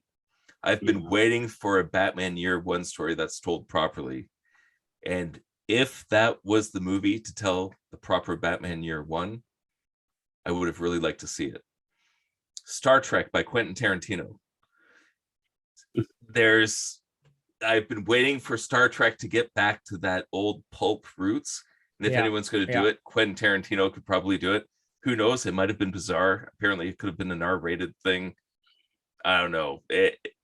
But I would have liked to see. Well, that look movie. at the way Picard's going right now. They're dropping F-bombs on Picard now. Like, I know it's Tarantino weird. would be perfect to do a Trek especially movie. because he would keep splitting wigs and he would keep the old school aesthetic anyway. Like if you're going to do it, you might as well. Oh, he would definitely make it a the 60s vibe. look. He would 60s, definitely, 70s, 60s, 70s. Yeah, totally. Yeah. Like you want that vibe. So I would have liked to see that movie. But the number one, Akira by Taika Waititi. Mm-hmm. That's the one more than anything that I really want to see. I forgot about that. I did forget about that. They keep saying it's going to happen, and they keep saying nope, not yet. And he keeps saying he wants to do it. Nope, not yet. You're gonna see Taika Waititi do a Star Wars movie before you see him get to Akira. Well, we did in Mandalorian, basically. Yeah, for sure. Yeah. So, anyways, highest on my list is that because Akira was always one of my favorite anime stories, one of my favorite manga. If they were able to do a live action version of that and do like 6 movies, that would have made me happy. Yeah, that would have been. Yeah. Okay, so I've got one for a bunch of the ones that I also had off again. Like Trevor said, this is top of head. Just other than a couple of that, and again, yes, the Tarantino Star Trek was on my list as well. But it is Guillermo del Toro's 2010, which what it was proposed to come out, Haunted Mansion. So Guillermo del Toro was at one point slated to do an actual story about the actual Haunted Mansion that is at Disneyland. So the Bayou story of how that whole entire story comes around, how how Constance kills all her husbands and all that sort of thing, and Hatbox Ghost was going to be included in it because he was going back to old school. That how the graveyard comes involved, the grave digger and all that with his dog. It was all going to be part of that. It was going to be basically what you see in the ride, but put into a movie, not the Eddie Murphy sort of thing. Not obviously Muppet Haunted Mansion is a completely different thing, which is a fantastic. Again, if you haven't seen Muppets Haunted Mansion, go see it now. Disney Plus, fantastic. You already have it. It's free, so go. But yeah, so Guillermo del Toro doing his own take on this gothic Haunted Mansion, which is something that a lot of people who are into the Haunted Mansion, Disney's Haunted Mansion, knows about, to be visually brought to us in the movie medium would just be fantastic. And he was working on it for a while. And again, it was proposed to be released in 2010, but as things go on and different things come up and whatnot, and moving on to different projects, stuff gets pushed aside and all that. And as it seems right now, Disney is going through with another Haunted Mansion movie, which will be fine. I mean, it seems like it'll be, again, a half decent movie and all that. But again, The Rock. It's just, exactly, starring The Rock. But it just looks like Guillermo del Toro's version of the Haunted Mansion is something that we're probably more than likely not going to see. So you got anything else there, Trevor, that you got left off the list? Movies with bad edits. First one was Dune, and the fact that it was 4 hours long, and then Lynch wasn't allowed to edit his own movie. Right. Superman 2 was obviously the biggest one. Yeah. I mean, there's articles, there's even a movie about that movie, about how it was taken out of his hands, and yeah. And the other one was Watchmen. Watchmen to me was a horribly edited film. It just there. I mean, part of it is I just finished reading The Watchmen, and there were you're talking the theatrical version, right? the theatrical version. Yes. Okay. Yes. Okay. Not the TV show. No, I meant movie. There's also director's version of. Have you seen that? Yeah, I've seen that. Again, it suffers from bad editing. Some of it is letting a scene go on for too long. Other times, cutting out scenes that omit plot points that they kind of allude to later, but that you're like, but you've already taken out the where you made that plot point. How can you then reference it? You know, it'd be like me holding up a red balloon and then later, you know, then letting it go and then later talking about how I have a gun in my drawer. Well, I took out the scene where I showed you I'm putting the gun in the drawer. Like it makes no sense. Have you guys watched Starboat yet? Red Balloon reminded me of that. Yeah, I'm on the last episode. That'd be a good tattoo on my face. Anyways, it's hard to watch at the same time. You can't stop watching it. Yeah, no. Yeah. And we're going to sidetrack this, but the Red Balloon just got me. Yeah. But I think the part I disliked the most about Watchmen was the decision to make Manhattan the reason for the Earth coming together as opposed to the giant space alien. Because again, I got to that last page on the book, and you turn to the page, you have the giant aliens across, like laying out, and I'm like, this could have looked so epic on the big screen, so goddamn epic. Why was the decision made? Like they'd rub the ball big time. Yeah, that to me, it's when you're going from source material that has been widely read and accepted and loved, and you want these people to come to the theater and spend their money. Don't shit on the material. It's as simple as that. Like, just, you know, you want to inject your own flavor, your own vision, but it's proven you can take material and be faithful to it, inject your own flavor onto it, and still make it really good. Good Omens is probably one of the best examples of that in recent times. They knock that out of the park. They've got season 2 or the next season. I just saw a little thing where they show a picture. It's a Instagram thing of, you see the director's chairs, and one of them is Terry Pratchett's chair with his hat sitting on there. Yeah. So I saw that too. Yeah. You know, they're gonna do wonders with it. And I'm like, why can't we do this with more? Like, why do people feel the need to reinvent the wheel when there's one been handed to you that's shown to be perfectly good? Why do you feel the need to like make it square? Yeah, I've thought about that kind of stuff a lot. Like, there's certain properties that you understand and you love, and you could probably do something great with. Like, the thing that keeps coming to me is the Transformers movie. If I was to do that, I know I have some stories to tell with that, because I love the franchise. I know what it means. But if they ask me to do the Care Bears movie, I'm like, I don't quite know what to do with that. Like, what is that? Like, bears in the woods? Is it realistic? Is it cartoon? Carrying bears? I'm confused. I don't know. Does the Care Bear stare melt anything? I know. Like, what is that? So well, you should get somebody else to direct that one. Yeah, I can do Transformers. I can't do this one. Yeah, you would hope that someone getting involved with some sort of reboot or reimagining or something like that actually has some sort of care for the previous care. I see what you did there. Yeah. See, yeah.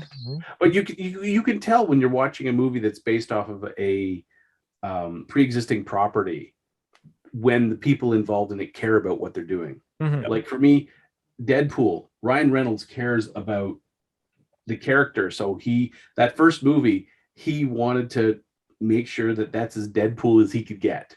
Wait, the very first one? Yeah. The one where he had no mouth and he didn't talk and had not tattoos that on his one. face? Oh, not the one one after that one. Got the one where he actually had some sort of creative input into. Oh, the good one. Got it. Yeah, the good one. So stuff like that, like I feel you can tell the difference when you have people who give a shit about what they're doing and want to stay faithful to the material, and people who are there basically for the paycheck.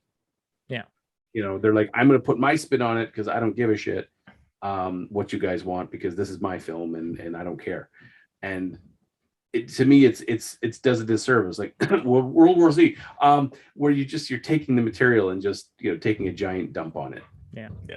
If that's your goal, find something else to do. Yeah. Then the last part of Adam Asks is director's cut. So I have one for that. Blade Runner. For me, that's the ultimate, because the original movie with the narration didn't do it for me. The end with the happy ending, driving down the street with the forest and they live happily ever after, didn't do it for me. But the director's cut, where it gets dark and there's the unicorn and it just ends with the doors closing and it's ominous. Yeah, Blade Runner director's cut. That's me. To me, the best director's cut of any film, Aliens. Yeah, that director's cut totally made that movie far better. You have like the sentry guns, you have the whole thing with Ripley's daughter. Yeah. That whole sequence with Ripley's daughter explains why she goes back after Newt, and not just like, fuck it, we're out of here. She was on the planet to begin with, so stay on the planet when we leave. It explains why she's willing to strap up and go after a little girl.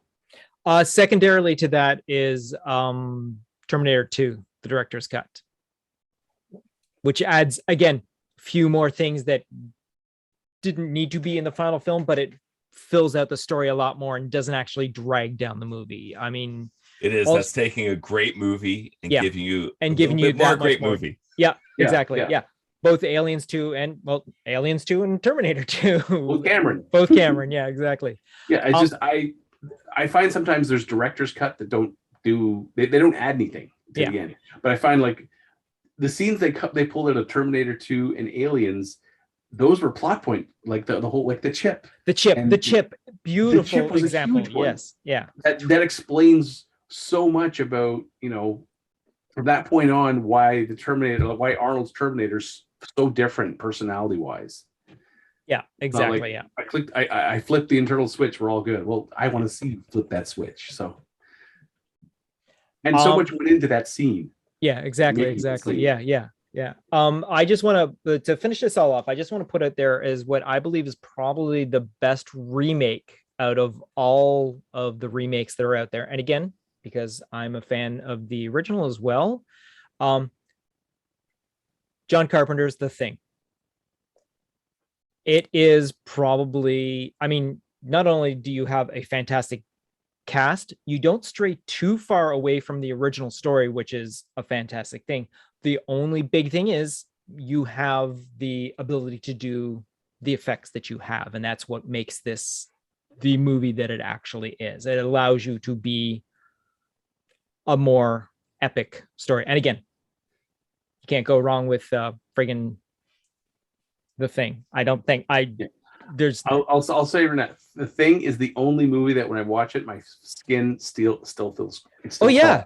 For sure. I know what visuals coming up next. I know the story, but as I'm watching it, I can feel like goosebumps rising, and it just feels like my skin's trying to crawl its way up my arm to get away from as far back from the screen as possible. It's just a great movie. Unfortunately, the sequel was trash. It was. Unfortunately, it was. The sequel prequel sort of thing was, it was garbage. We got less than a minute. So we're gonna do a collective goodbyes on the count of 3, because we're coming to the end of our time here, folks, and we're gonna let you all go, and we'll see you all next week, same bat time, same Spider channel. On the count of 3, 1, 2, 3. Collective goodbye. Try and beat that, Revan. Yeah. Damn you, Kev. Damn you, Kevin. All right. Good night, everybody. Good night. Hey, we made it. All right. That was wow. That came a lot closer than I thought it was going to be. That's crazy. I was watching the countdown. It's like, oh no. Oh my How long God. is Trevor going to go? God. It's going to cut off like any second. We're going to be like that.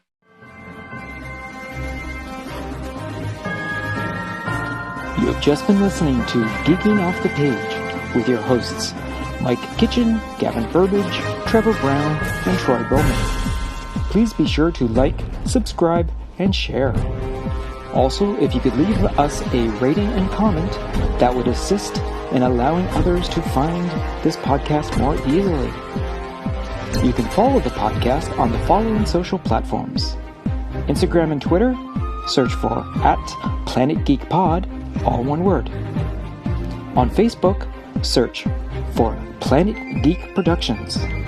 Or you can send us an email to planetgeekpod@gmail.com. Buy the guys a coffee by going to Ko-Fi, ko-fi.com/planetgeekpod. And know that any and all donations will go towards improving all current and future Planet Geek Productions programs. Thank you for listening.